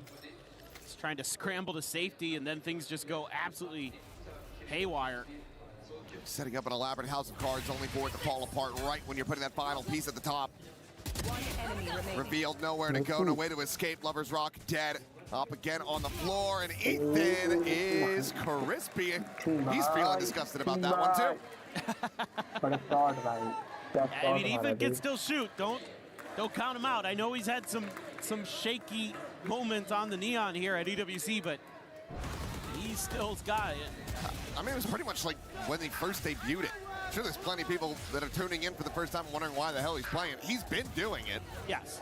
And it's just gotten better with every iteration. Yeah, there's no doubt that Ethan can kind of do whatever you throw him into. He's just that good. You know, as the IGL, it can be tricky, but oh yeah, you know, just watch from the def cams, I guess. Excellent in pretty much every regard. That's why.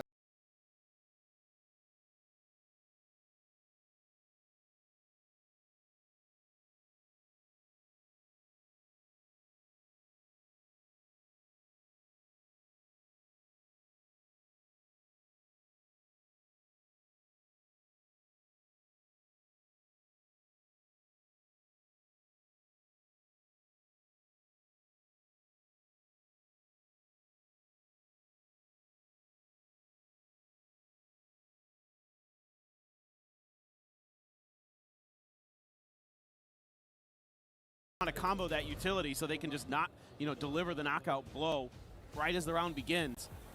But you got to maybe tighten up some of the execution, or maybe the coaching staff wants to see a little bit of more patience being shown. I think these traps are nice, but I think setting them up in a little bit of a different fashion, but it's pretty much a default now.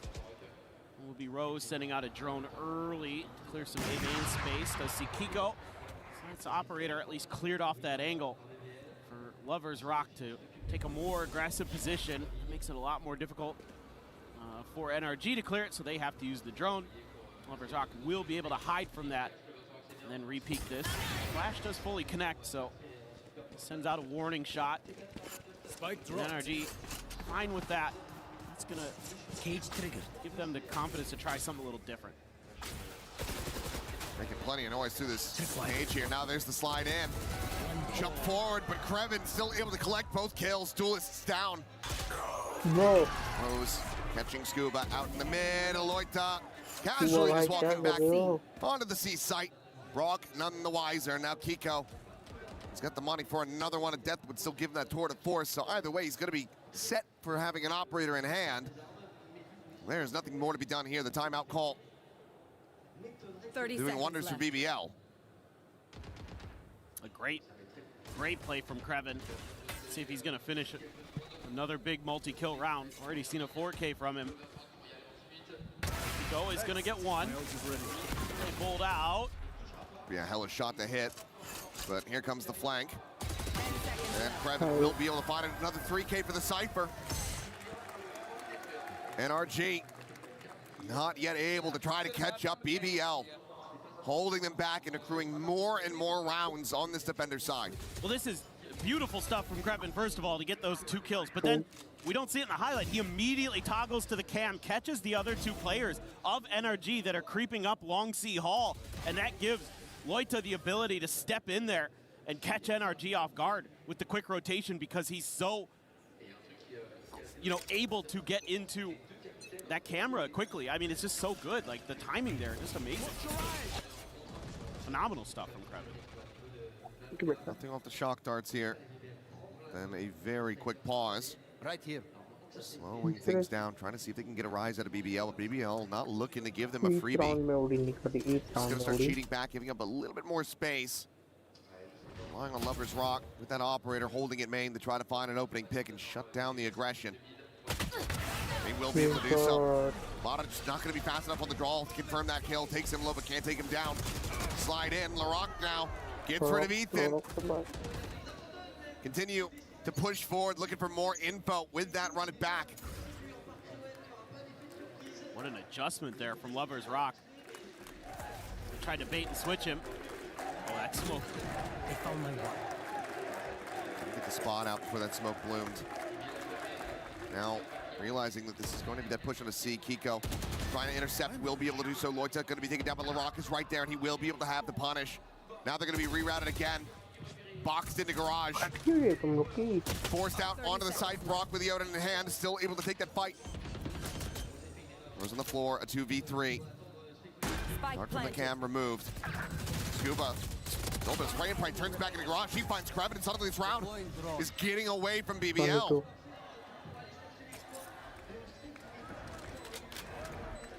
LaRock gonna try to clutch this. Gets himself a third. Scuba. 71 health. Phantom in hand, but no further util, no smokes, no paranoia. The tap. Considering that peak. Scuba should be favored of the timing, and he is. Clutch not to be found. NRG rally back into the round in a big way. Collecting themselves a third. Yeah, they're just winning some big fights. I mean, out in the open here. Yeah, Scuba and Brock. What a combo there. Brock with the Odin as usual. He's so fast with it. I feel like you've got the advantage. You've got the drop on him when you're swinging, but that is rarely the case. He's already ADS'd in before you even realize that he's aware of where you're coming from. Now it's going to be down to an eco here for BBL for the first time. And NRG pretty flush with cash, and eco going to go for that outlaw. Does have that tour de force still sitting available. Ethan's going to have the overdrive, but so does Lover's Rock. So kind of a key ultimate to keep track of in this round. Generally, you're going to want to try to invest that overdrive and get value out of it. I don't know if he's going to go for it up this ramp here. I mean, Rose is there, watching from long A. Is this going to be some kind of trap play? Going for the spot. Lover's Rock, though, can't pull the trigger on this yet. That Owen spam's coming out, and Rose, I don't think he was quite ready for those players to be scaled forward. Just didn't maybe see enough either way. He does get spammed down. Well slated to take this round, deny a thrifty away our NRG. Yeah, I mean, they're so good at the push and pull on this map. It's crazy. BBL going to try to get that gamble stack going on A, but they're going to be receiving the bad news here pretty damn soon. Slow scale up from NRG will buy them a little bit of time to maybe suss things out and start getting on those rotations. There is the exec. They're going to have to try to make a go of this with an overdrive and 4 sheriffs in hand. It's maybe doable, but should be pretty unlikely given the weapons that NRG is going to have. In particular, that Odin. Very, very annoying. Whoa, and Lover's Rock just got tagged up big time. Yeah, and that's you not being able to use the overdrive now. No way to try to commit this one in. And will just be a bit of a firing squad. Krebin going to be good for 1 kill, stops it from being a flawless. With NRG now knocking on BBL's doors. They look to tie this up 5-5. Let's see. I mean, they're being a little bit more cautious on the map, our BBL, and that's something that NRG's so good at. Is they're so adaptive, and you always have to look to Ethan in the way that he kind of round around, gets the tendencies of his opponents so quickly and starts using it against them. Into the unknown. Still not the best half here for NRG, no matter how this shakes out. You want to play? Let's play. Oh my God. Nowhere is safe. Nowhere is secure. All the walls are made of paper mache. They are. Oh, Kiko able to find Rose. Brock does get taken down. Meanwhile, attempted TP out. That's the spike now stranded. 2v2. That ping reveal out off the neural depth. Kiko having to back away. Both players down. 60 some odd health. Revan very quickly rotates back in the garage. Yeah, I like that for when they have to make this push towards the spike. He can flank from behind. Just comes down to the timing. Kiko being very diligent of this, though. Does he continue for the swing? Oh, he does, and Kreven dialed in on the angle. Immediately takes him down, and Ethan not quite sure where he wants to go. Going to the counter swing. Denies him. And he sprint to A. BBL, they maintain the lead 6-4. Yeah, for what it's worth, NRG has done a good job of shutting Lover's Rocks op down, but outside of that, they're getting outdone in some of the rifling stuff. I mean, right here as well, you get it down to a 3v4. Rock on site, Kreven as well, doing good work, even though there's a bit of a bailout there for his IGL from Kiko in mid. Kreven, woof, he has been super sharp on the Cypher. Oh, blind there, but I mean, Ethan just the one, not quite ready. Lover's Rock able to stabilize a lot faster. Now Loita, taping up and over! Gets in behind, comes away with 2 kills. That's catastrophic. It's now a 2v3. They want that lead guaranteed at the half. They might just have secured it here. Dude, I am such a fan of this team. I love the way they play. It's just wheels off. Come on over to Pacific, boys. You'd be welcome with open arms the way you guys operate. That is such an aggressive play from Loita. Oh, it'd be sick. One enemy remaining. Swing out a little bit of a double take here, but we'll be able to find one apiece. It's BBL take it 7-4. Sometimes the riskiest play, potentially the dumbest play, is the best play in the moment. As you just catch everybody off guard. Dude, it's just so fun. This is so good. They have no idea. Oh, and he just right on top of Brock. Beautiful.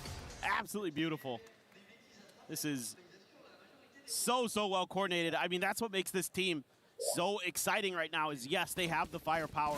The Turkish aim, you could talk about that all day, but to me, what makes them better is their coordination with the util. Getting a deep cam set up early. Oh, Lover's Rock. Mata trying to find this elimination, but it's going to be Rose tagging in, breaking the 1v1 as Ethan is trying to grab the spike, and Lloyd is already there.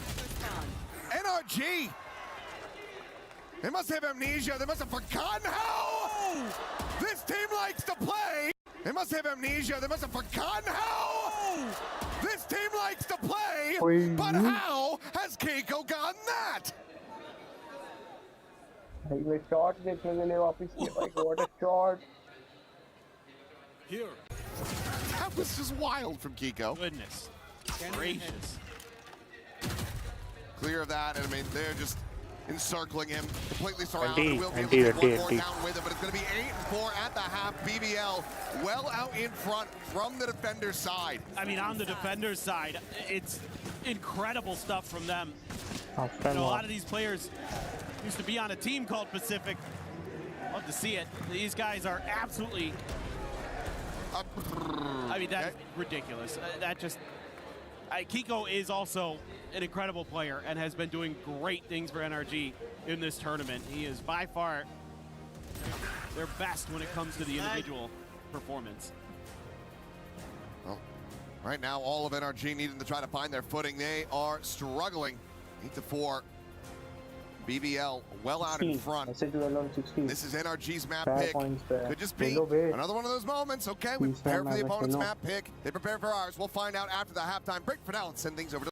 And I'm very glad to be joined by two mate princesses. Les deux princesses de Gentlemates, Nami et Mélina m'ont rejoint. Faites du bruit, s'il vous plaît.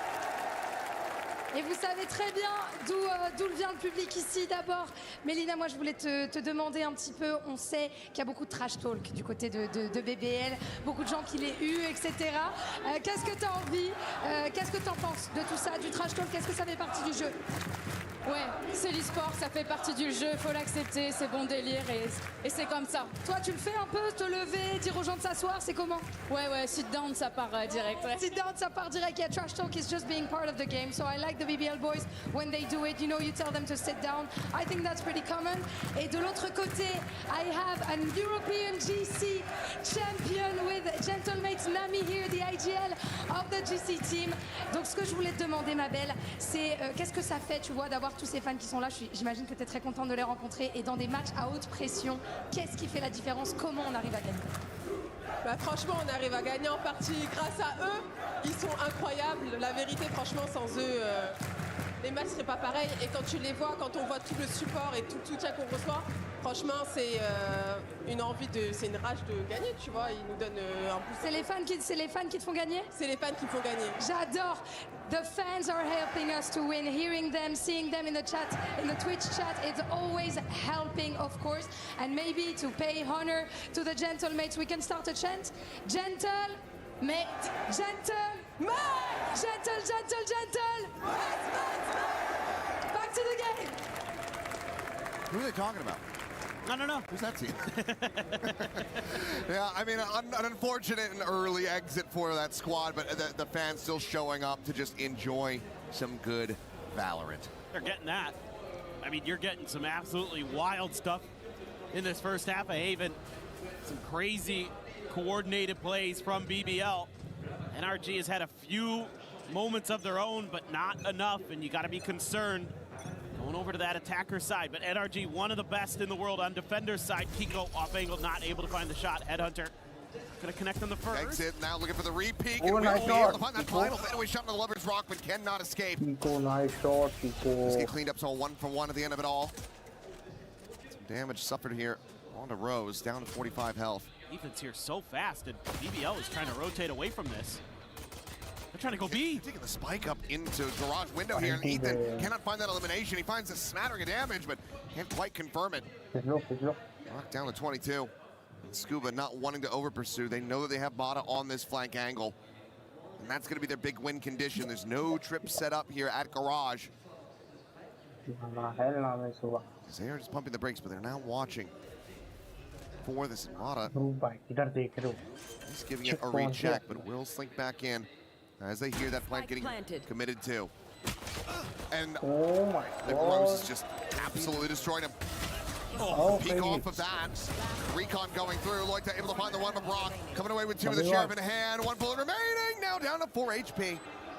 Chest shot with Kellen, but Rose comes out on top. It's another pistol over to BBL. Okay, I mean, this is one of the rounds where BBL's skill just... Another pistol. Messi, over to BBL. Messi, देखो. Crazy. दूसरा Messi दिखा भाई. See sight, and then they're like, let's pivot B. Maybe they were expecting a fast flood and they thought they could kind of maneuver around it. I'm not sure. Or they thought they could catch the players sleeping a little bit right here at C Alley or something, but whatever, they got through it. It was very, very awkward though. Very much so. And NRG now. 5-player stack on the C site. It looks like Scuba and Mod are squaring up. It's just about to watch them fist fight each other. 16. Sounds about right. Gotta hash it out. Just patiently waiting in case they end up coming his way. But for now, BBL continue to lean it more in towards B. Spike getting ushered up through mid. Yeah, Krevin's already snuck in there, so I think they figure, well, it seems safe. And maybe there's like one tucked back here at worst. So you're feeling pretty comfy to get this, set up the post plant. Spike planted. Don't have the hot hands, but do have a couple shock darts for that post plant. Rose is going to see a lot. I'll push for it. There's that outlaw. Mata dead. Scuba down. LaRock will be able to find him. This is starting to look like a bit of a flawless here. Yep, Kreven gets right in on top of him. The flawless confirmed. It's BBL not giving NRG any room to breathe. Really well read here by BBL. And a nice post plant set up to boot. Just completely covering that B site really nicely. Have the sniper there, Lover's Rock. Right in position, hitting the shots that he needs to. LaRock, very, very good, no matter what, but having that Vandal there. And then Kreven gets a couple big kills, so it's a very healthy bonus. Couple Vandals, Bulldog, Guardian, and that Outlaw. Gonna be in Rose's hand this time, though. This curveball could destroy Mata. Manages to turn away from it, but Lover's Rock on that slide in. He just cannot align it. It's barely any damage found, in fact. As Ethan now is trying to pre-fire, trying to get that spam across, but to no avail. But I like this peel back. Sensing that pressure, knowing they were gonna have a tough fight if they were gonna get into that C site.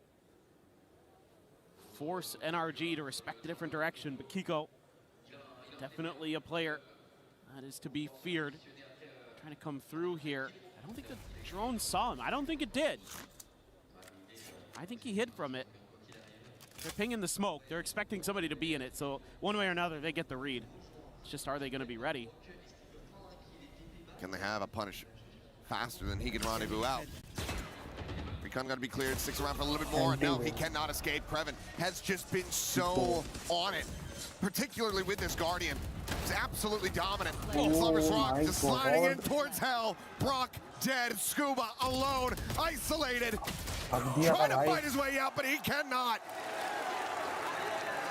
The crowd now starting to rally behind BBL as they are running away with Haven.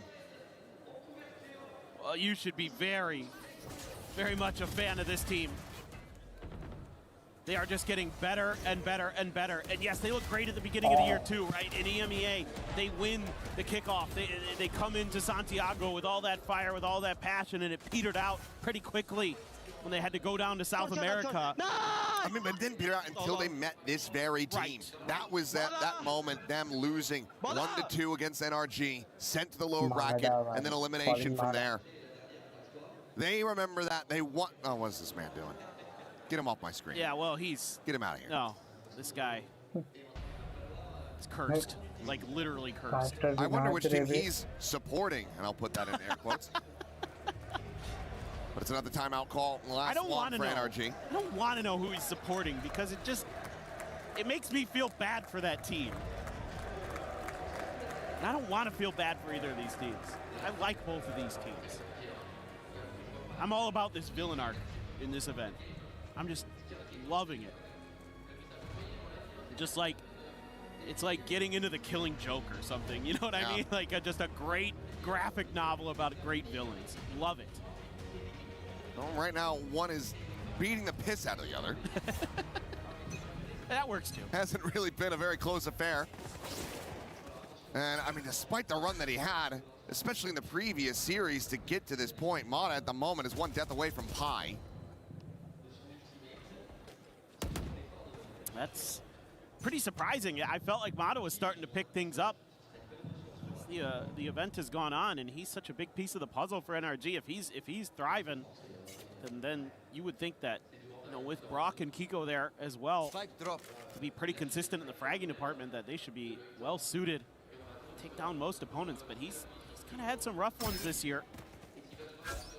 Kiko spotted, thought about trying to challenge anyway. He's still going to go back in. Making a lot of... He at least wants some information, but BBL are giving him absolutely nothing. Concern is going to be their backside coming out of double doors. They're able to clear Mata here.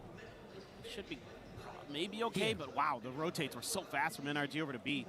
Because they've given up the space, they nearly had them walking forward into 3, but Kiko moves, shifts away from A. They get the right read that B's going to be the hit, but then there's that late flank through. Clears the sight. Yeah, they gambled. They gambled to move Kiko over away from A. That opened up the sight for Kreven. Ready. I'm waiting for a contact fight that's not going to come. Smoke's now coming through. They start to realize. Spike planted. With the jump across and the shock dart landing up on top of the box. Won't be able to even find a lick of damage. I lied, it did, but not much. Not much. Laroc's ultimate here is a big difference maker. Oh, and if they can get through it without even committing that. Yeah, that'd be even better. He will still go for it. Wants to just take this up to 12. Rushing forward, still able to find Ethan. Kiko just gonna be good for this. Shutdown on the ult, but nothing more. Flawless in the round, looking flawless in the map. It is 12-4, and this is destruction. Yeah, again, they're doing so many things right.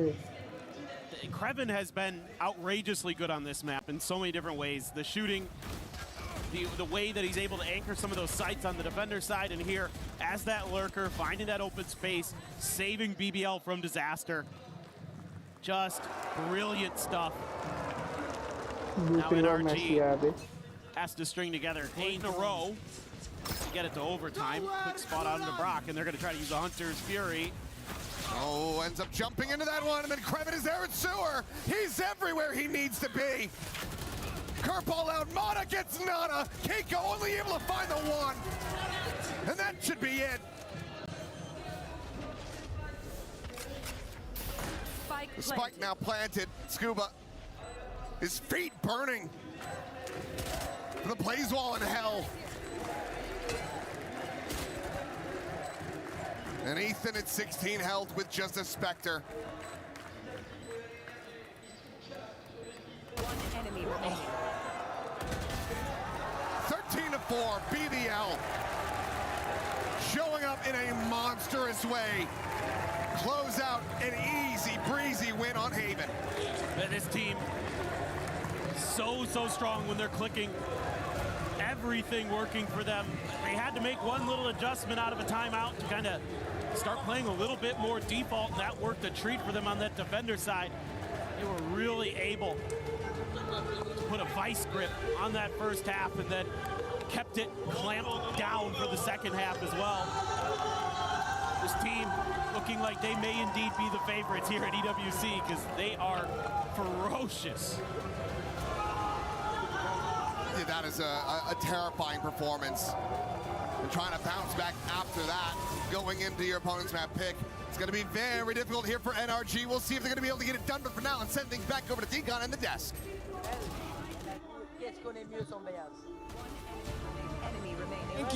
Thank you very much, Achilleos. 3 times the charm, as it is BBL getting themselves not only across the line, but dragging NRG with them as they rode them all the way to the 13-4, and that is no joke. They look like tournament favorites, despite the fact the youngest roster here, they don't know any better. Yeah, my goodness, was this domination over on NRG's map pick? They could not find a foothold in this game at all. The young Turkish squad just took over from the word go, to be honest. I mean, right now I'm a little scared for NRG. I think that's going to be a tough team talk backstage. I am scared for NRG for all the opposite reasons that you're mentioning. This was not amazing from BBL. What in the hell was that from NRG? Seriously, like I saw the BBL that I would see any week in EMEA. Good to see them in this form. But for the side of NRG, Mata didn't turn up in like, I would say not even 10% of the match.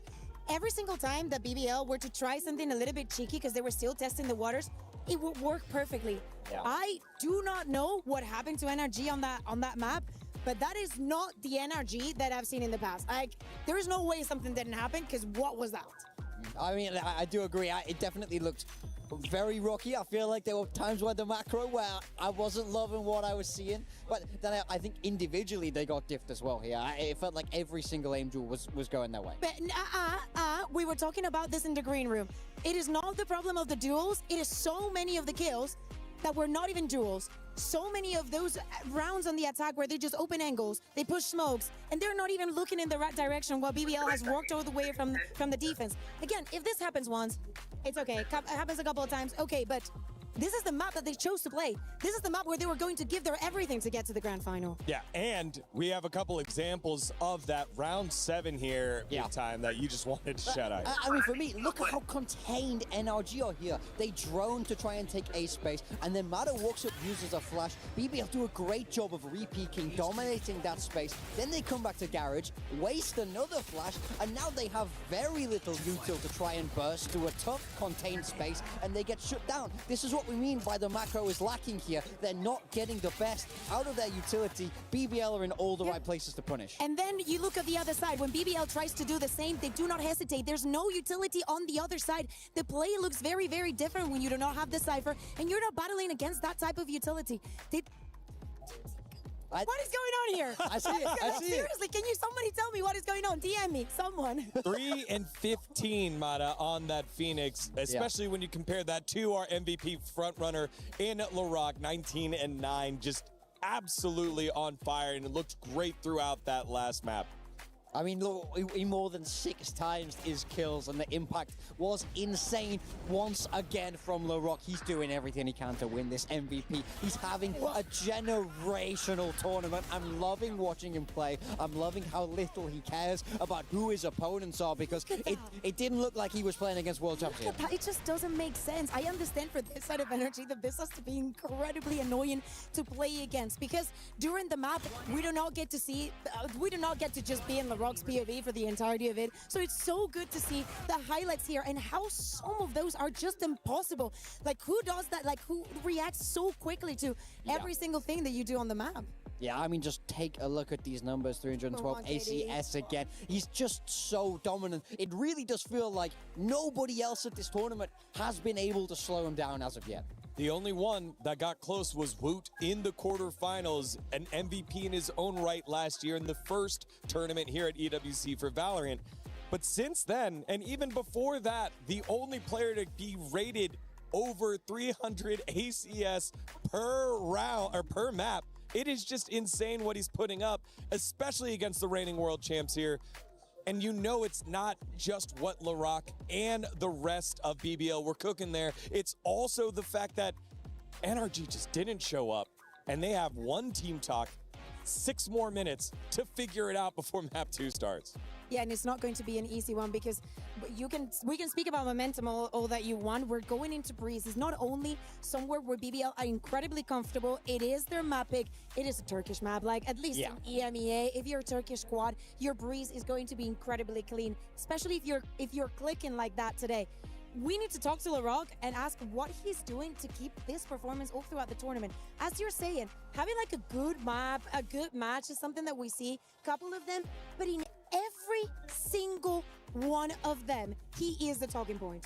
Doesn't care who's on the other side. We'll see if he's able to keep it up after this short break.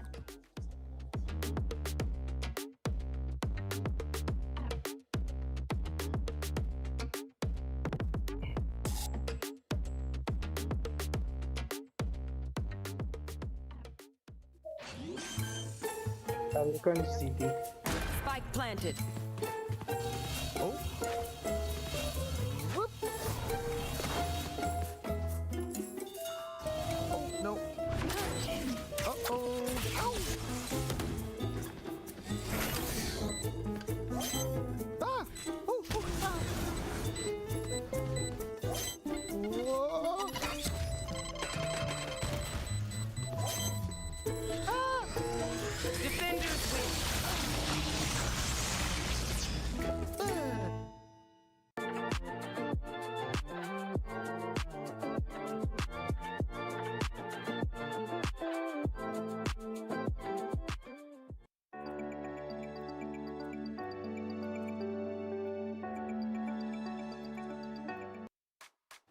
What's up, everybody? It's Puckett out here on the EWC floor, and as you can see, I just found me a quest. What is it? Well, we got a spike timer, and if you can nail this one perfectly, you're adding some more points to your EWC play, and look who I found, a young Ian Chambers. Whoa, whoa, whoa, I'm locked in. Don't interrupt me, I'm locked in. Ian, what are we doing? I'm about to defuse the spike. You're I've got going to to hit defuse this spike? 7 seconds. 7 seconds. Perfectly. Luckily now, for you've me. been counted in from like a 10 count multiple times, right? Yeah. So 10. No, don't 9, get in my head. I just want to think. Listen, I've done so many great things in my life in 7 seconds. This is just going to be another one. Are you ready? Here we go. 1, 2, 3, 4, 5, 6. He's late. What's up? He's late. He's late. All right, watch a pro. Watch a pro. You ready? Fine. Ding, ding.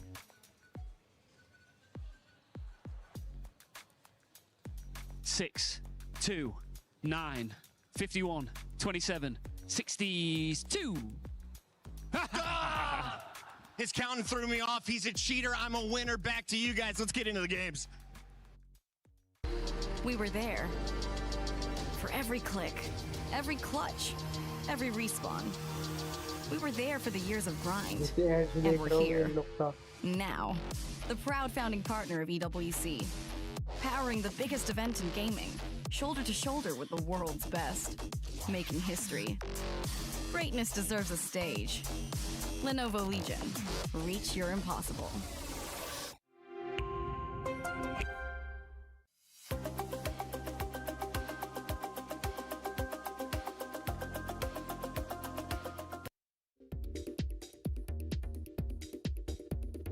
Hey, what's up, everybody? It's Paper Thin here, along with BBL's Lovers Rock, and we're going to break down one of the rounds from the exciting qualifiers we had here at EWC. And this one, I think, was one of the most memorable moments of the event, Lovers Rock. It's the Ninja Defuse against EDG.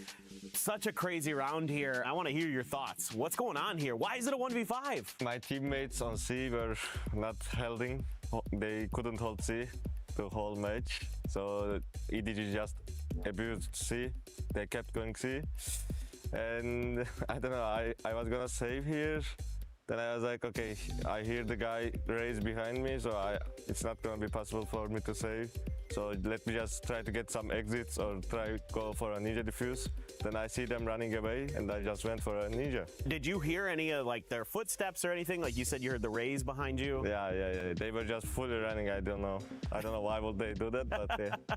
Gave it up a little bit too early. All right, now we're gonna listen to it again, but this time with the sound on with your team comms. Might need a little help with translation here, but this should be really curious. I want to get like your thoughts on how your team communicates. Göte sıkıştığında yaptıkları şey C-Rush bu arada, haberiniz olsun. Insta C'ye giriyorlar. So what's being said here? Kevin is saying when they are Ninja atarsın vallahi. when they have no idea what to do, they just come see. O sana geldi bro. So you're already talking about the next round. Yeah, they Timing'im var, oğlum git çöz bombayı. and Rose is like, you have a timing, go take the risk, go defuse the bomb. And Larok is saying, go defuse from bottom, so they don't see it. Bırakma. Sakın bırakma. And they're like, yeah. And then you guys just react, you know. Yeah. You guys are so fun to watch on stage. I mean, you're so... Yeah, it will be more fun when we get the bigger stage than with the fans as well. It's gonna be very good. Absolutely, and I think we're all looking forward to seeing you guys play in the playoffs. It should be really exciting. So thank you so much for taking some time to talk about this. And that was one of the craziest moments we had here at EWC 2026. Hope you guys enjoyed it. Thanks again, Lovers Rock. Thank you guys. Thank you, whoever is watching. Bye-bye.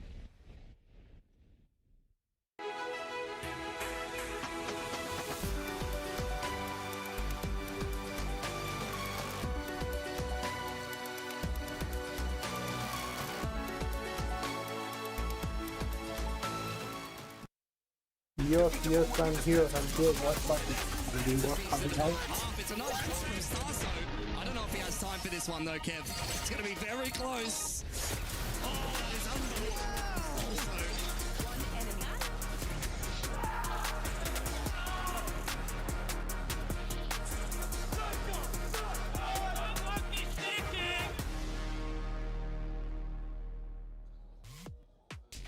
One win away are BBL from making it to the grand finals of Esports World Cup 2026 Valorant. But the resilience of NRG stands in their way. It cannot get any worse than that first map that NRG put on up. despite the fact it was their own map pick. They're looking to bounce back and force us to a map number 3. Look, this NRG team is famously resilient. We know that they have it in them to turn the series around, but ultimately we have to start seeing a level in, a step up in their level, we should say, realistically, because right now BBL looked absolutely so dominant in the first map, being able to consistently punish these mistakes that were being made by NRG. The good thing is, yes, we are about to jump into Breeze.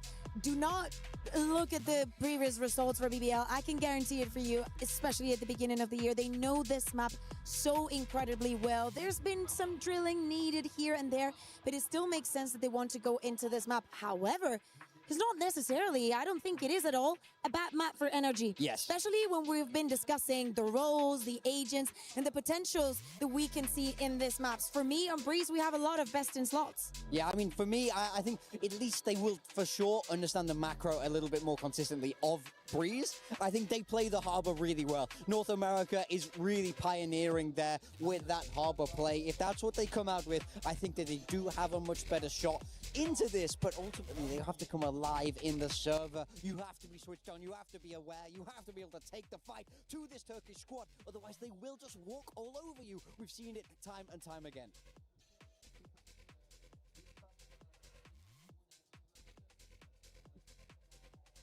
BBL still organizing, getting themselves ready for agent select of the next map. As you can see, couple conversations going on with the coaching staff. Ready. I don't think we're ready.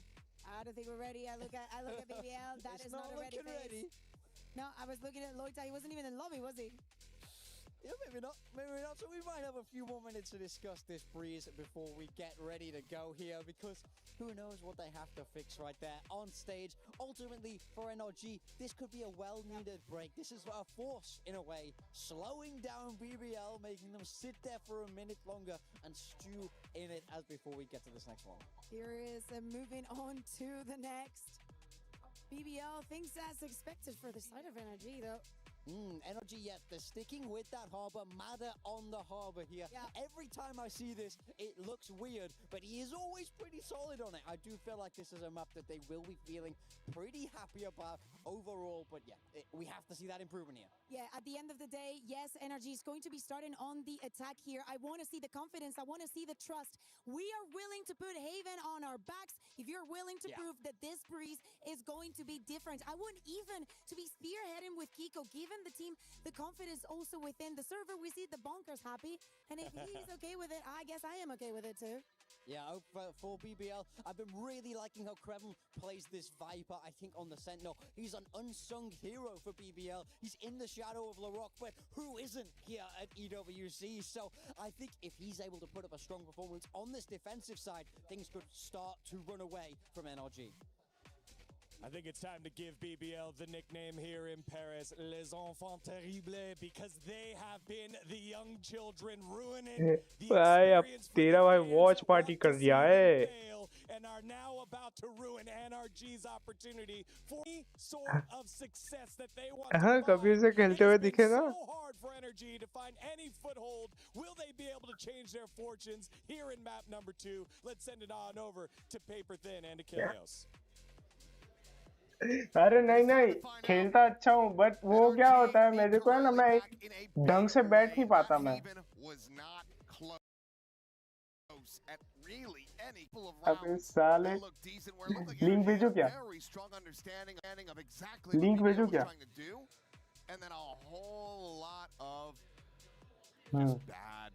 bad Valorant from NRG. Yeah, they just got shut down. I mean, a lot of those rounds were just good reads. भाई कल शाम के 11:30 बजे मेरे को mail आया वो EWC से. Individual players who were on point on a tough map here. BBL very comfortable on Breeze. NRG up and down with it. They've had some kind of issues. Speaking of issues, yes. There's a Paper Thin's here. Yeah, well, wait. No, but we do have a tech issue on stage. Seems to be with one of the in-ears, so we should be able to just get them swapped out.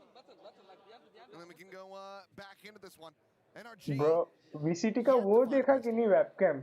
EWC का. That's a problem. I mean, they came close on the second one. Okay. because BBL, frankly, almost Okay. But how do you feel? How do you feel? How do you feel? just trying to अच्छा रहा, make अच्छा a रहा. weird rap that didn't work, but got an audio issue with Lovers Rock, and अरे मैंने hopefully should be able to किसी get और that की link resolved भेज here. दी Looking to रे. split, get into Breeze, मैंने but yeah, I there wasn't much to say about that previous map because it was so one-sided. It was like अबे साले. I thought there were moments where I'm like, okay, Energy's starting to figure them out a little Free bit, making Fire? some decent reads, but Premium team. अरे सुनना मैं I'm ready.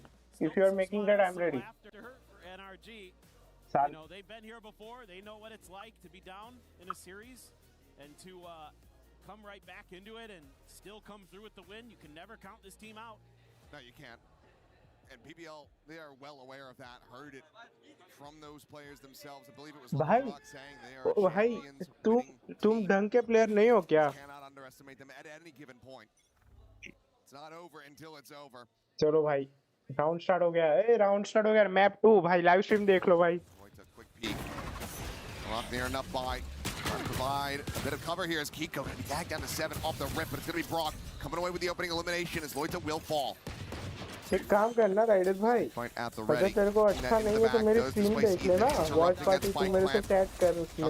As well, going to go flying.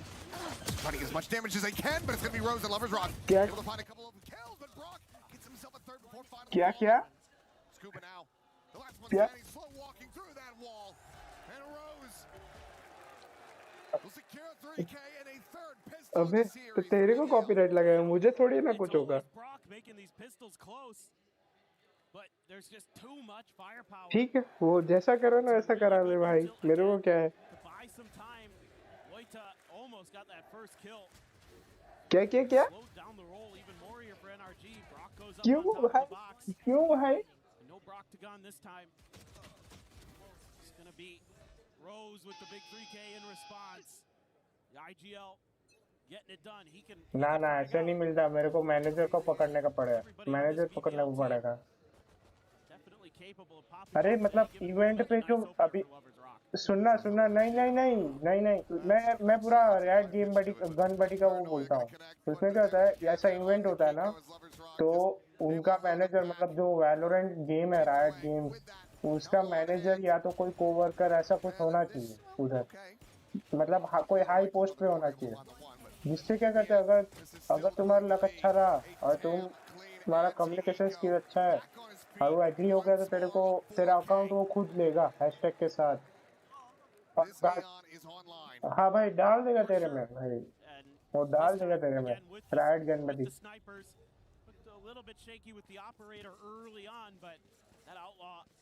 भाई लोग subscribe कर दो यार. 130 हो गया है भाई. 150 जाना है. That are going to be हाँ. making the entries necessarily, but some on those back lines. Ethan and Brock only to have armors available, so it's going to be to keep them out of the purview of Lovers Rock here. That spot again onto Loita, but क्यों क्या हो गया? मेरे को ही देना है क्या? Quick caterpillar smokes there from Kiko. Just trying to scale forward. Meanwhile, LaRock quick peek into mid and Mana. मतलब सिचुएशन क्या है भाई? These Guardians just hitting a little bit different from BBL today. Boy, they're going to be taken low. Still alive and in the front. वो तो भाई कोई भी दो भाई. मैं तो मेरे को बुरा नहीं लगता बे वो चीज का. Spray from Rose just a hair off as Kiko. They had heard him. They know exactly. मैं दूं. It's a matter of can he find anything. Let me think. I'm not really checking towards bridge, but Kiko's not going to be left. I don't think. Nope, now he will. Left. I don't think. Nope, now he will. MKC. Gets himself another. Scuba takes down the rock. MKC. TMKC मतलब. Not to be converted this time around. तेरी माँ की चूत. Pull off a 4K of his own. Bro, crazy. he's already got one in this series. अबे मतलब आज मतलब समझा वो क्यों नहीं बोला मेरे को समझ में आया. राइडर भाई क्यों नहीं बोला मेरे को समझ में आया क्योंकि आसपास कोई तो बैठा है भाई इसीलिए मेरे को क्या ना भाई वॉच पार्टी अभी इतना बढ़िया अपॉर्चुनिटी मिला तो क्यों ना करूं. हाँ भाई ये अभी दूसरा मैप चल रहा है. अभी कौन सा अभी स्टार्ट ही हुआ है. नहीं वो टाइम नहीं आता, सिर्फ अप्रूवल आता है। बेस्ट ऑफ 3 है भाई, मतलब एक हो गया है, एक अभी स्टार्ट हुआ है 2-0। हाँ मतलब अगर ये लोग जीते एनर्जी वाले तो फिर 11 बजे तक जाएगा वो। मैं लास्ट मैप स्ट्रीम नहीं करूँगा बिकॉज हाँ खाने जाऊँगा तो बंद ही कर दूँगा। भाई please do like share and subscribe. बोलो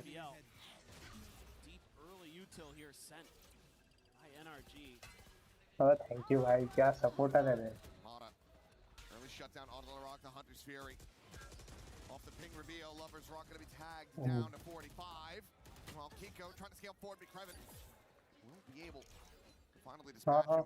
Stop that scale forward, that crunch attempt into the B side from mid.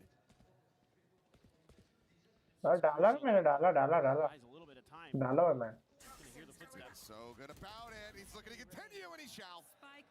अरे वो राइडर मेरे को क्यों डालता है पता है ये वेबकैम से, क्योंकि मैं अगर मेरे वो वाला वेबकैम लगाऊं तो उसमें स्टेबल रहता है और इसमें लगाता हूँ ना तो इसमें ऐसा लगता है कि मैं नाचता रहता हूँ, समझा? तो ठीक है। ओह नाइस शॉट भाई। इधर डिस्कॉर्ड का ऑडियो भी तो कनेक्ट करो इस पे। कोई कुछ बोलो ना। हेलो कुछ तो बोलो।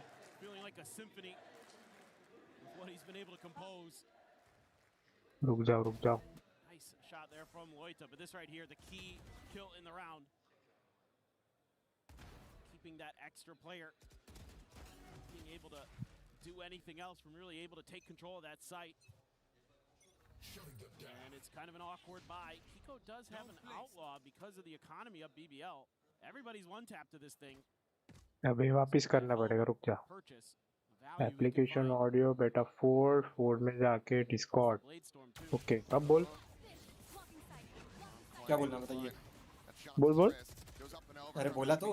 Okay let's okay. स्ट्रीम पे तुम्हारी आवाज आ रही, देख लेना एक बार। मैंने ये चीज पे ध्यान नहीं दिया, मतलब मुर्गियों की आवाज आ रही जोर से।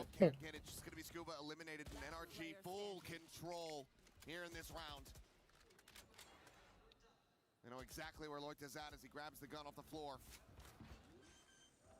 अभी कौन बोल रहा था? भार्गव बोल रहा था ना? आदित्य एक चीज बता, तू अपना YouTube करता है, माइक कौन सा तेरा? मेरा वैसे तो माउनो का है, बट वो पापा को नहीं पता ना, तो अभी पापा घर पे आए तो मैंने रख दिया पैक करके। ओके कितने का मिला? कितने का मिला? 3000।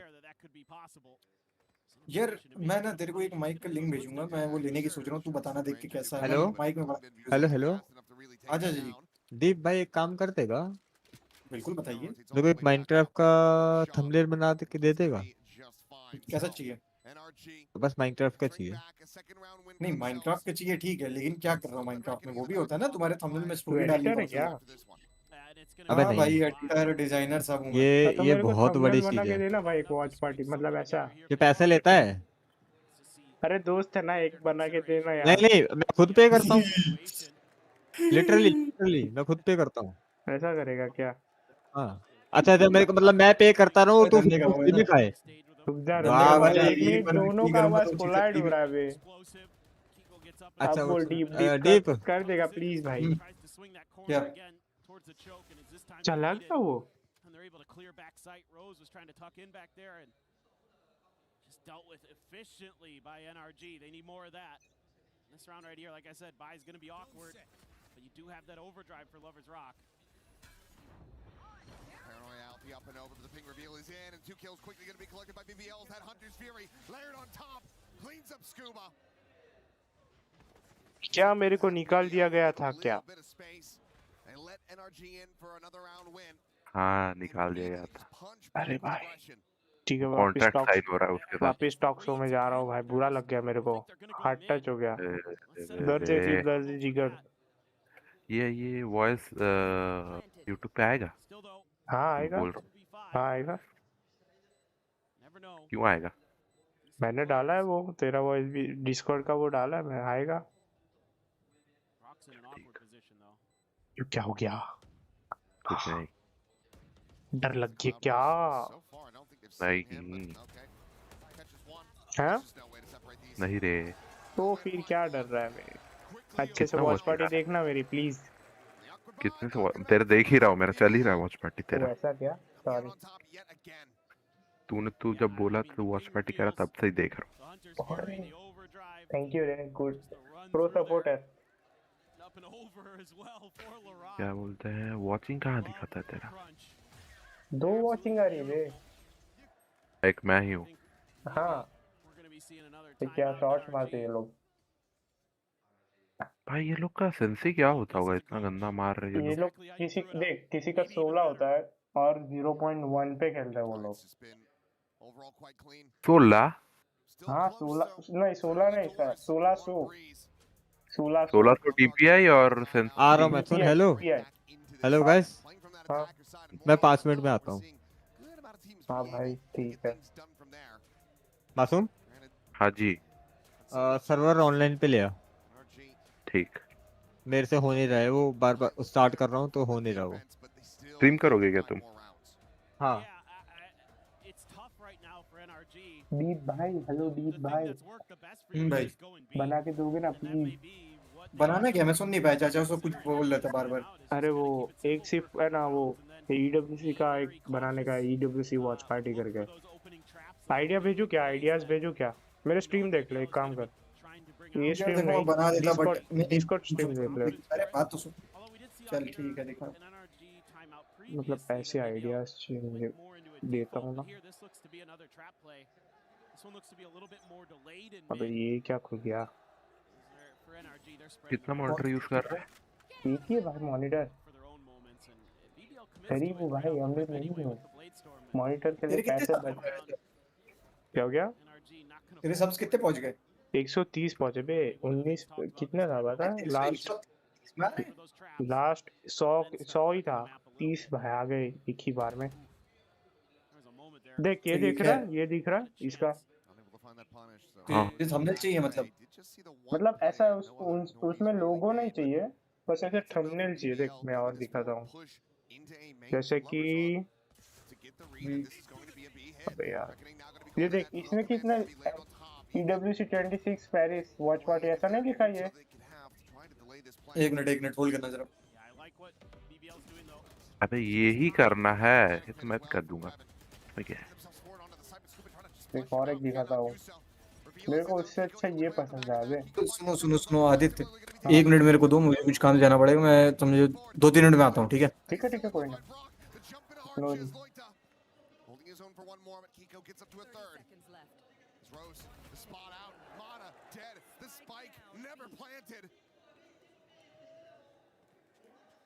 Just gonna have to tuck tail.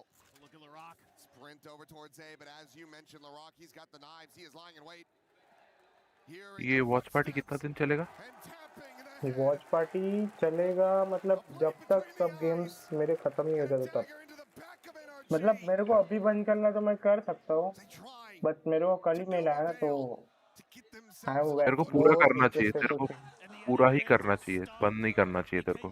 जब वो खत्म होगा तभी खत्म करना चाहिए। बट अभी तो पापा घर पे है ना, तो रात लेट नाइट करूंगा तो रात देंगे रे।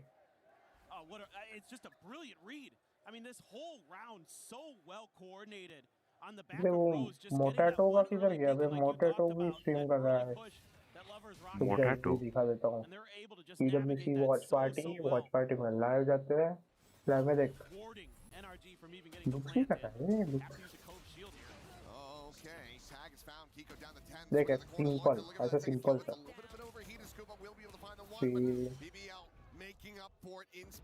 देख ये कितना सिंपल था, ये वाला।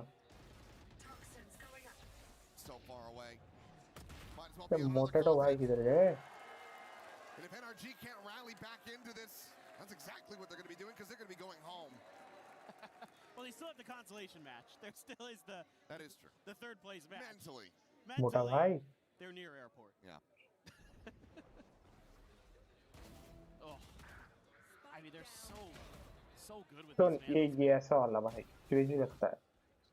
Probably a lot of discussion after the phantom-heavy Leviathan wins in London, and now this very aggressive Vandal squad that BBL brings to the table. It's something to consider. A lot of wide maps, though. Big Time was talking about that. वो स्कॉडियो आ जाएगा बे. Be favoring BBL. बच्चा. Run off the pace yet again, catches the glimpse, and Larocque will catch that stray. Loita, however, able to find Ethan at the same time. The push to the backside, and Kiko still trying to keep them in this game, trying to keep them in this map. Eventually taken down, but now a 2v3. One of the best positions that NRG's been able to get into this entire way through. That lane situated, Lover's Rock. Staring in towards backside, but there is still a lot of angles that need to be cleared. And 1v3. Money to buy another one of these questions becomes, do you try to play it out? Do you try to get the weapon swap that's right in front of you and go for the clutch, or do you just go for the save? Nice shot. That kill, I think I know which one he's going to pick. Some repossession. Nice shot, way 1v1. Expecting the swing in front of Pyramids. And he's still just sticking with this. Swap now over to the battle, sees how many bullets he's got. Catches knows exactly where Mata is. Holds it up the Anti वे. अरे नहीं रे, nice रे. Sorry, energy support कर रहा वे. Let's go. So much closer than it needed to be. And that's the advantage of having the bigger chip stack at the table. You can go for plays like this because you know that you can buy into the next one regardless. Disgusting stuff from Lover's Rock, but Mata sturdy at the end there. Time was just so low at that point. I mean, I like the way that BBL's trying to set up this retake. They know they have to get ahead of that Hunter's Fury, so they want to push some space. Aditya, हाँ? यार एक दिक्कत है. क्या हुआ? मैंने ना अपना विंडो डाली है किस्ती में, तो मेरे को स्ट्रीम लैब की सेटिंग्स चाहिए. स्ट्रीम क्या? स्ट्रीम लैब्स की सेटिंग्स चाहिए. सॉरी, वापस बोलो ना. अबे स्ट्रीम लैब्स की. Stream labs, okay. मेरी सेटिंग OBS से नहीं करूँगा ना मैं. मेरी सेटिंग्स है क्या? हाँ. मतलब अभी स्ट्रीम करने वाला ना. ठीक है, एक काम करो. मैं अभी स्ट्रीम लैब डाउनलोड कर रहा हूँ. ठीक है, कोई ना, कर लो. उसके बाद सेटिंग्स करता हूँ मैं. मतलब मैं अभी आता हूँ. तेरा मैच कितनी देर में चालू होने वाला है? अरे चालू है मैच, कंटिन्यू है. कंटिन्यू है. खत्म कितनी देर में हो रहा है? खत्म अभी 6-3 हुआ है. तो इसके बाद गैप आएगा ना 5-10 मिनट का? 6-3 के बाद आधा, मतलब 5-6 मिनट का गैप आएगा. हाँ, मैं तब करवा लूँगा फिर. मतलब वो आता है ना हाफ टाइम के बाद का. हाँ, समझ गया मैं. हाँ, मैं ना तब करवा लूँगा. मैच जैसे ओवर होता है ना, फिर करवा लूँगा. तेरे को टाइम भी मिल जाएगा स्ट्रीम पे ना. ठीक है. ठीक है भाई. Rock will go his separate ways, and NRG back into a chance to try to rescue this half. Potentially make this 6-6 so they can string the next two together. Yeah, it's just good ideas here from Ethan. Just simplify the game plan a little bit. Look for that early pick and then use that to scale onto sight. Taking that op out of the equation, you expect that to be the weak side of the map. So you can just very quickly press that advantage, and they do exactly that. Very nicely done. Ooh. I mean, Valo. Crispy stuff there. I'm sorry, I'm not coming to Valo. The BBL fans now starting to sweat just a little bit.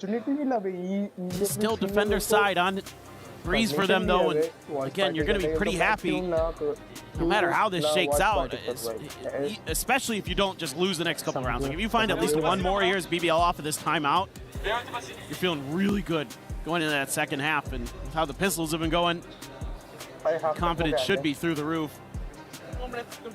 Maybe a little bit of a hiccup there, but he just wants to let him know what he's thinking.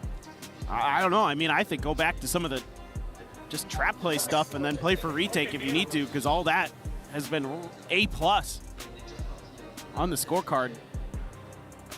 Energy's one of those teams, Ethan, one of those IGLs. It's just basically going to be taking those mental notes the whole way throughout.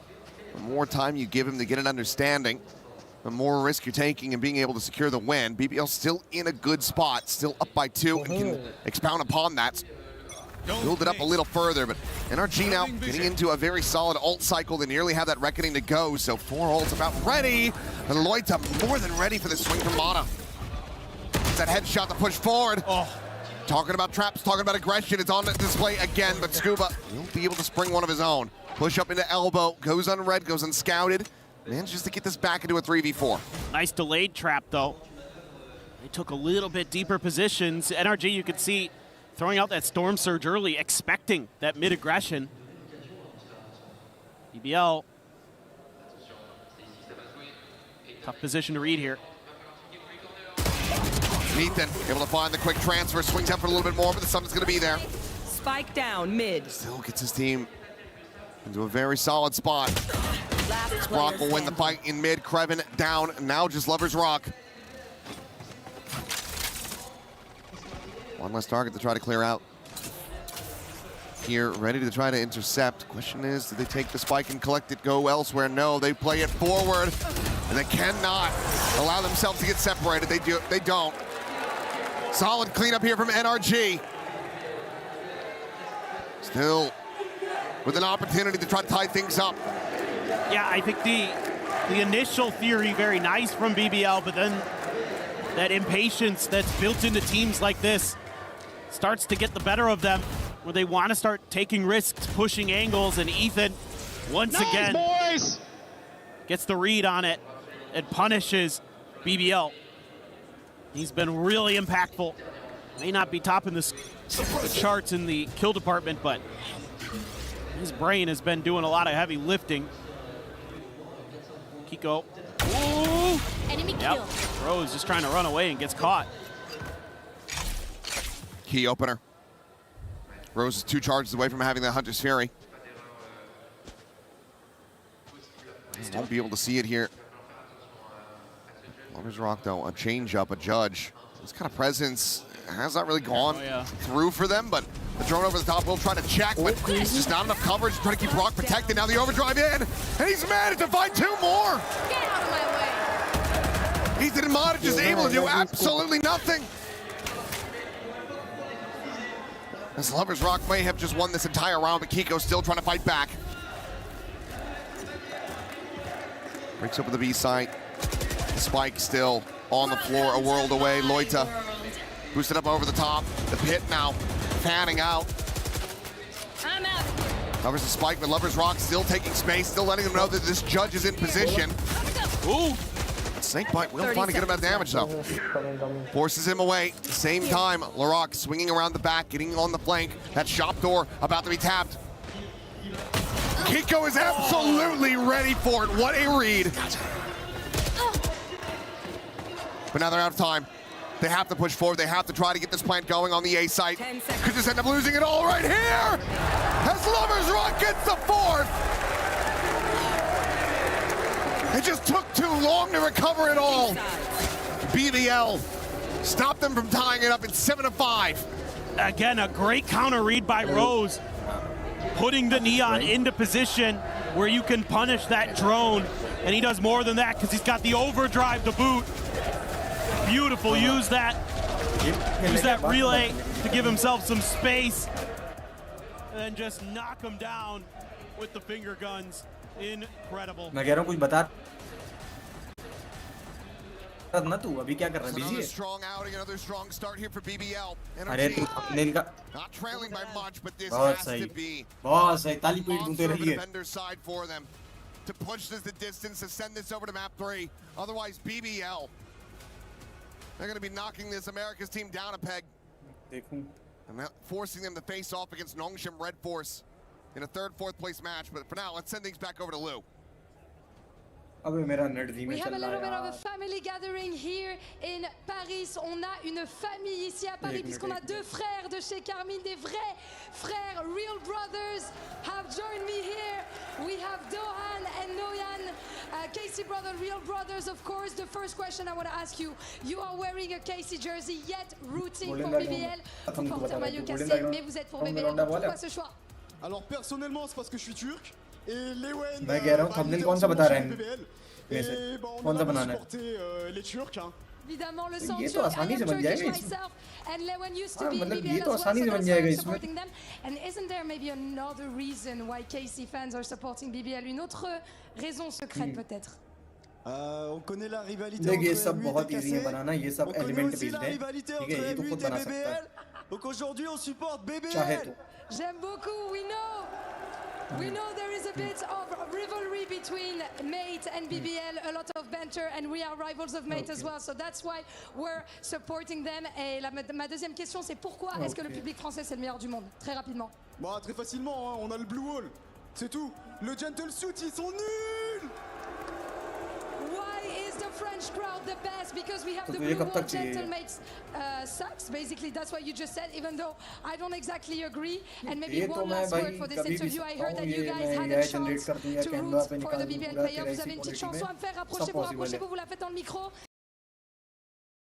मैं कह रहा हूँ देख ये AI generate भी हो सकता है, एडिट भी हो सकता है, सब पॉसिबल है इस केस में। तुझे कब तक चाहिए? AI जनरेट करूंगा 5 मिनट में आ जाएगा। नहीं नहीं नहीं नहीं, देखो AI जनरेशन में भी ना मैं तुझे एक काम करता हूँ, रुक, तू ये देखना अभी।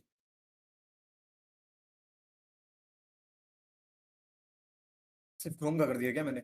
चलो ये भी काफी, इधर दिख जाएगा। ये तो खैर चाचा वाली होगी। अबे यार साइन इन करना पड़ेगा।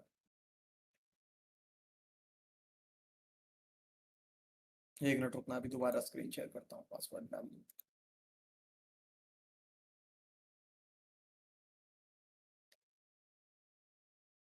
अरे यार कहीं और लॉगिन किया था, पासवर्ड याद नहीं था तो रीसेट कर दिया था। To 50 and Brock able to find a little bit more. A good start for NRG. For that stability.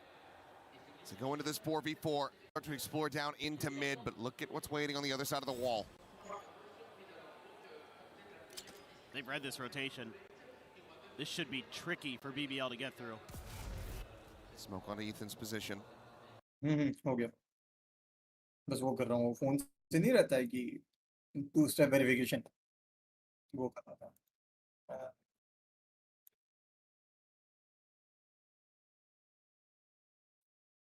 अब समझ लिए, जो मेरा थंबनेल स्टाइल है वो ऐसा है, ये देख रहा है? तो ये सारे जितने इसमें कैरेक्टर है वो सब है, ये मैंने AI से निकाले हैं।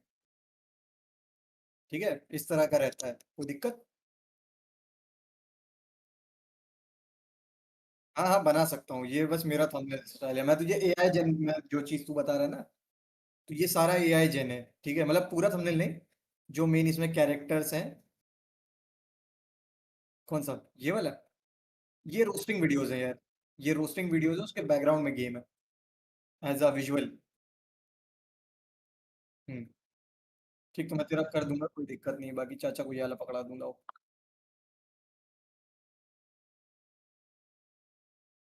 हम्म, ना हाँ हाँ, तो मेरा जिस तरह बनाता हूँ उसी तरह कर दूंगा, कोई दिक्कत नहीं है। ठीक है, फिर अपना पोटैटो भेज दियो, उसका एक ह्यूमन फिगर निकाल दूंगा, बाकी तो तेरा बैकग्राउंड है ही। और हाँ, जिस तरह की तुझे सैंपल इमेज चाहिए ना वो भी भेज देना मेरे पे, एक रेफरेंस रहेगा तो बनाने में इजी रहेगा। ठीक है, ठीक। हाँ हाँ, मल्टीपल नहीं, कोई एक भेज दे जो तेरे को सबसे अच्छी लग रही हो, बाकी रिक्रिएट करना मेरी जिम्मेदारी। हाँ हाँ, मुझे कोई दिक्कत नहीं भाई, वो तेरे पे है, तुझे कब चाहिए। हाँ बस वो है कि मतलब अगर मतलब जैसे कल शाम में चाहिए हो तो ये नहीं बस कल दोपहर में भेजी, क्योंकि बिजी रहूंगा ना कभी, तो ऐसा एक दिन पहले भेजना जब भी चाहिए हो।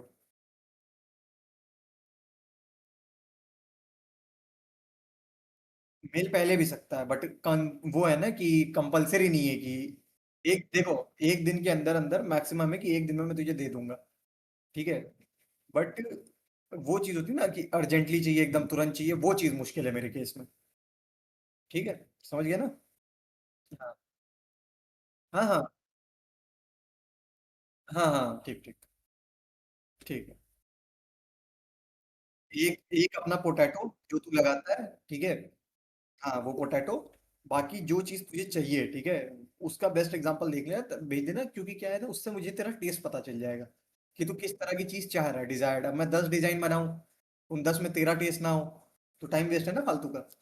तो अपना टेस्ट भेज देना, तुझे कैसा पसंद आ रहा है, ठीक है। ठीक। अब देखो ये दोनों क्या, ठीक ठीक ठीक ठीक ठीक, bye.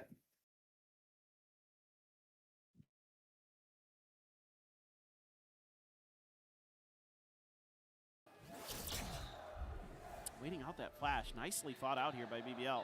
Let he who has not screwed up util throw the first stone, and then ricochet it off the wall. Again, Kiko. A ton of damage onto LaRock, but not going to be able to clean up the kill. Loita, very swift headshot and continuing to scale forward. Just storms his way into the site. Energy now on the back foot. As Loita able to find Mata. Just Brock and Scuba now. The latter of which will try to play this one forward. Has just the Spectre, can't afford to give his life over. See, Brock's just already hightailing it out of there. No reason to fork over the Vandal. Loita holding the door, just waiting. Scuba.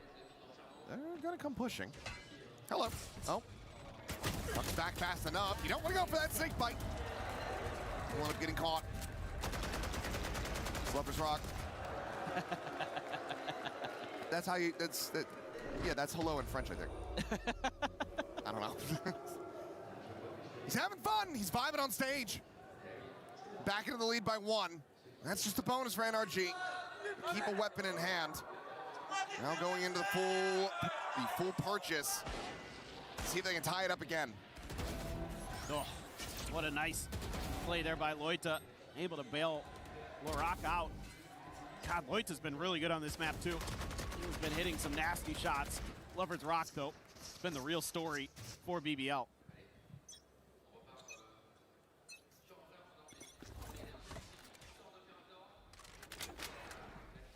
Oh. Quite able to find it. Now you know both the Jet and the Sova are over here, so as BBL, I'd like to see them try to drum up some interest on A, and they kind of did. Just a few shots from Loita, but it hasn't really pulled Kiko that far. He's going to be able to step in through Link pretty quickly. This drone giving a lot of the story away. The dart didn't connect, though. Yeah, so maybe they don't want to try to commit off the back of that just yet. Maybe wait for the next recon. Take a pause. About 10 more seconds left on that. And then try to make the play. Paranoia right down the backside, but Scuba's pushing forward. Oh, he went to the other side. Doesn't get there. Nobody Brock checked is him. trying to keep a distraction going, and Scuba only able to find the 2, but Brock is there. That second layer, cleaning up a kill, looking for a little bit more, but Lover's Rock able to hold his own. A 2v3, and for a second, I thought those shots were going to connect right onto Kiko's head. 30 seconds left. Spike planted. NRG still going to be in a decent position to try to close this one out. Lover's Rock, no util remaining, a snake bite to maybe buy a bit more time. They've got a ton of util available in the hands of Ethan. 2 flashes as well as that fragment, if he can stay alive, and he does. Wow. Quick to drop, quick to reassess, and realign. Now just Kreven. A little bit of a quieter performance from him. Will get the snake bite, but it's not going to be deep enough. And there's still plenty of time. NRG fighting back in a big way. Passing this diffuse over to Ethan, trying to get that null command online. It's 8-8. NRG keeping it close. Yeah. Again, you have to check both angles coming in through B, and a lot of teams just kind of commit one way or another, not anticipating that their opponents are going to shift to the other side. You know, you get the spot onto Scuba, and he uses that against you. Beautifully timed. Some frustration there from the BBL coaches, but they don't pull the timeout just yet. They give them another round. And this time, I don't know if they go for this fast B hit. I think it might be to their demise. A lot here. Puts into a meat grinder for BBL. Lovers Rock taking down the scale forward, just trying to push out of this cove. Down B. It's a couple kills in response, but Lloyd's up. Last one alive. Frantically trying to find Ethan. Just cannot take him down. Flash not going to go out wide enough. And he is completely and utterly contained at backside. Oh, an opportunity to maybe find the one, but it cannot be seized. 3 bullets, has to pause, go for the reload, but Scuba will find him eventually. NRG now into the lead by 1. Into the lead for the first time. It's insane to think about, but they finally have crawled back. I mean, you talked about it earlier, the way that you can't give NRG time in matches because Ethan just starts to figure you out. This round, I mean, NRG just has 3 on B. You just go for the hit, and it's so tough when you have the Storm Surge, the Snake Bite, the Poison Cloud all at the front door. Good luck getting through that. You're going to be so weakened by the time you get in that just makes it easy to spam you down. So I think just got to start working the map a little bit more here as BBL. You got to make them respect your A hits. That's generally where a lot of teams kind of butter their bread on Breeze. And so far it's been pretty, frankly, uninspiring. Like calling from BBL. I haven't seen anything too creative, too unique like we saw in Haven. This is their map pick. I mean, that's kind of been the story of a lot of these matches here at EWC is teams, both teams losing their map pick, and then we go to map 3. It started off decently well, but it's kind of gotten out of sorts, and NRG starting to find their footing. As more and more rounds go on, I mean, Brock and Kiko are doing a Goliath task at the moment with the numbers that they're putting up. Here. Brock is outrageous, man. He's so clean. Ooh, nice timing. Now shot, not quite able to connect, and that's going to be a quick pause on that Hunter's Fury. One of trying to get that off, escorted forward onto a deeper line. Shockdart's now going to be layered in, but Mana off screen, able to find Kreven. Now gets himself a second. Loida dead as well at the doors. This time out, maybe not going to be bearing fruit for BBL. 3v4. Still no safety to try to go for the spike plan. In fact, it's going to be the Hunter's Fury out first, but Lover's Rock going to be caught. Ethan there at the bridge, able to find that elimination. And now you've got an ult expended to no avail. Rose ushered out into the open, able to find one, but needs so much more. The blind there gets the kill, but cannot get the round. NRG hit double digits. And so much is expended here from BBL. That felt like desperation. Using the Hunter's Fury there. And a lot of players, I think, just kind of losing track of the situation. Mana gets the kill on the Kreven, and then Loida just walks right back into it. And then you got the player behind Orange in Lover's Rock trying to create a little bit of space, but he's not like keeping track of the fact that there's probably a player coming through door. Mana's could be up there, and then Ethan's the one who gets the kill swinging the other way. It's all madness. Deafen themselves, give themselves tinnitus when they're shooting those corpses. Ever since that moment, it's starting to spiral out of control. Yeah, that sometimes you don't want to make your opponents angry. Because some players, they thrive on that. Plenty have learned the hard way. Trying to bait out some reactions with some footsteps. But NRG is just tucked in, dug in like a tick. Knife. I don't know if that catches anybody. I don't think it did. It does, oh, yeah. Okay. Yeah, they were still playing within it. Fragment at the ready, looking for this mid split. But look at where Brock is. The swing to come through, and look at where Brock went. 6 feet under. Clean shot from Larock. Now the overdrive going to be in play. Kreven is able to find Ethan as well. And is this how you rally back in a thrifty?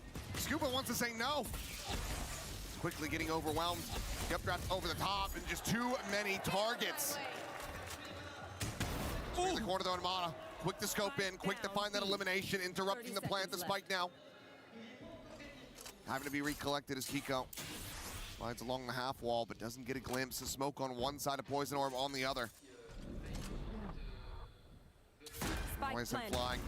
LaRock's still out into the open, and Mata, again, fast on that draw, gets himself the third. Kreven dead, and now Loida. Try to clutch this out as the Reckoning goes over. He will be able to dodge past it. Skirting around the pillar, but Kiko about to be on the angle now. Has it confirmed, but Loida snaps on for the first. 8 bullets remaining. Mata trying to get the defuse up the half. The retap, he's gonna stick it. He's just gonna stick it! Loida finds the kill, but also finds despair and disappointment! No COVID incident this time. Well, in a way, but not the way you normally think. And Mata here again. Disgusting.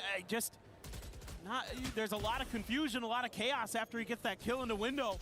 A lot of scramble from BBL to try to reassess the situation. What a recovery there. He's a playground bully. He's bigger than all of them. He just kicked sand in his face and said, I'm taking your lunch money. Lovers Rock now as the op. There's a pit right outside of A, so thwarting any ability to take space on that side. Wow, Lovers Rock. Nice read. It's a great start. We saw a good start in the previous round, and they couldn't convert. Rock. They give up the pit. Ethan, similarly, okay, he's ready for the one, not ready for the overwhelm. Now, BBL still in with that player advantage. Shockdart not going to be able to find too much on the Lovers Rock. Just tagged at 85. Still was shielding behind the Scuba. Been quiet, but there's the reveal. Oh, he hinged forward, I think, just a little bit too much. Gave it the angle, and maybe just gave up the round.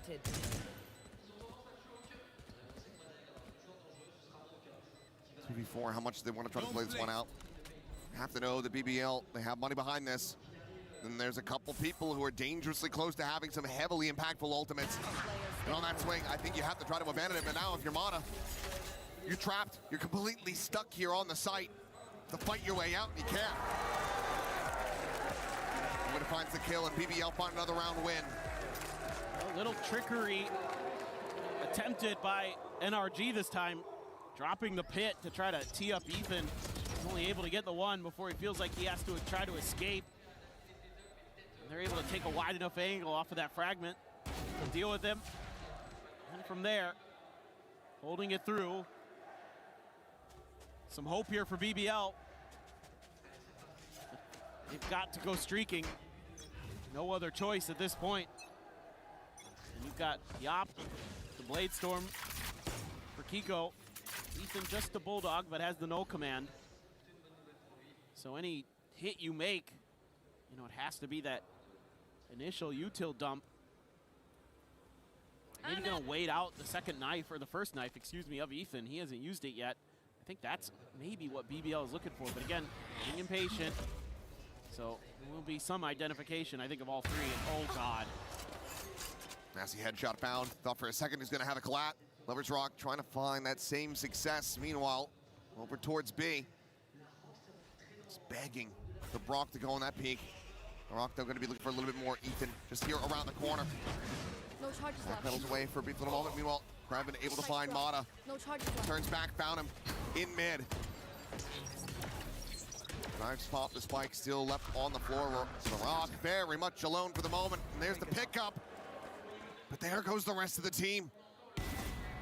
Kreven, sliding forward, is able to try to break open the B side, but these footsteps are going to be heard, and Scuba exactly where he needs to be. The spike gone right as the pick gets invested. He's snake bitten away from it. Borderline has to disrespect this. અરે નથી કરવાનું તમારે ખાલી window defender માંથી બધી permission કાઢીને પાછી આપવાની હતી કંટ્રોલ સેટ કરી દે નથી કર્યું ડિલીટ નથી કર્યું અરે એ લોકો છે ને પેલાનું ડાઉનલોડ કરાવી નાખ્યા છે મિલિયન બોલ રમવાના છે રમવાનું તું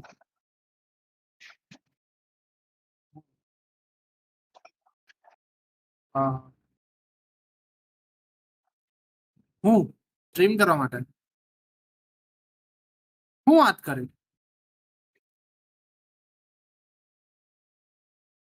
ઈડબ્લ્યુસી એટલે ત્યાં કઈ રિક્વેસ્ટ કરેલું કે ડાયરેક્ટ આવ્યું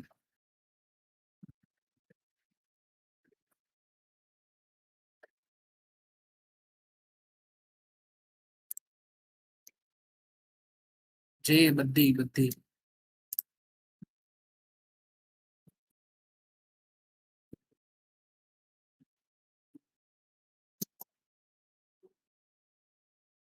બરાબર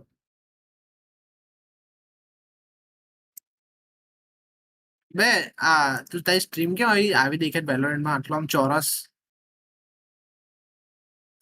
ચોરસ કેમ દેખાય આટલું સ્ટ્રીમમાં એટલે તારી પર્સનલ સ્ટ્રીમ ની વાત કરું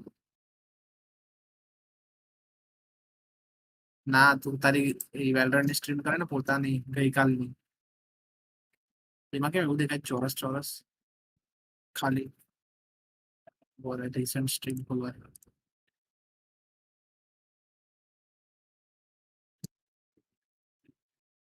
અચ્છા એ તો જૂની હતી અચ્છા નવું છે હા બરાબર છે અરે મેં 6 મહિના પહેલા ભાઈ આમાં ઉપરમાં 6 મહિના પહેલા નહીં બતાવતો હતો મેં શું કરું પછી જોયું છી આવા ગંદા એંગલ પરથી મારે છી ભાઈ બટ છે ને લાગતો ને ભાઈ ક્રેઝી ન્યૂઝ છે કે સારું કેવું કાલે પપ્પા જતા રહે એટલે ફૂલ ભાઈ ફૂલ એકદમ ડે નાઇટ સ્ટ્રીમ થાય મારી કદાચ તો સીએસટી જમવાનું કે છે પણ કદાચ 4 જણા ફૂલ થઈ ગયું જો પેલા નહીં થવું ને તો તને એ બોલાવું તો મામંતા ગયેલો છે એ તો કાલે આવવાનું કહેતો હતો એટલે કાલનું રાખી આઈ મીન ઇફ જગા બચે તો I mean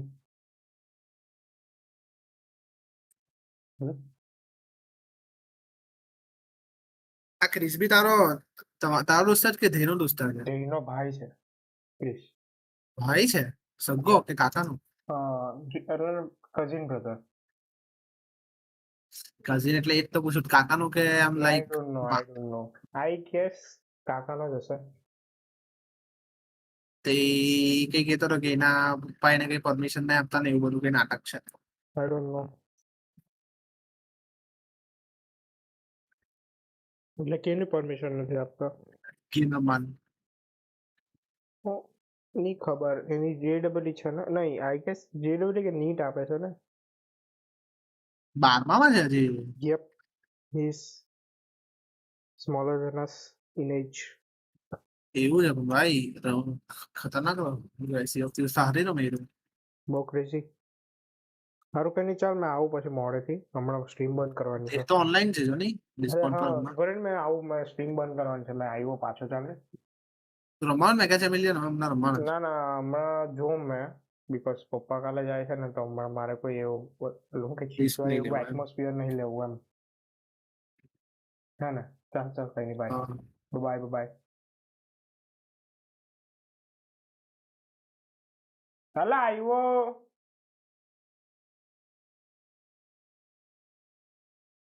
Okay, bye bye guys. Bye bye. I'm sorry. I have to go. Bye bye.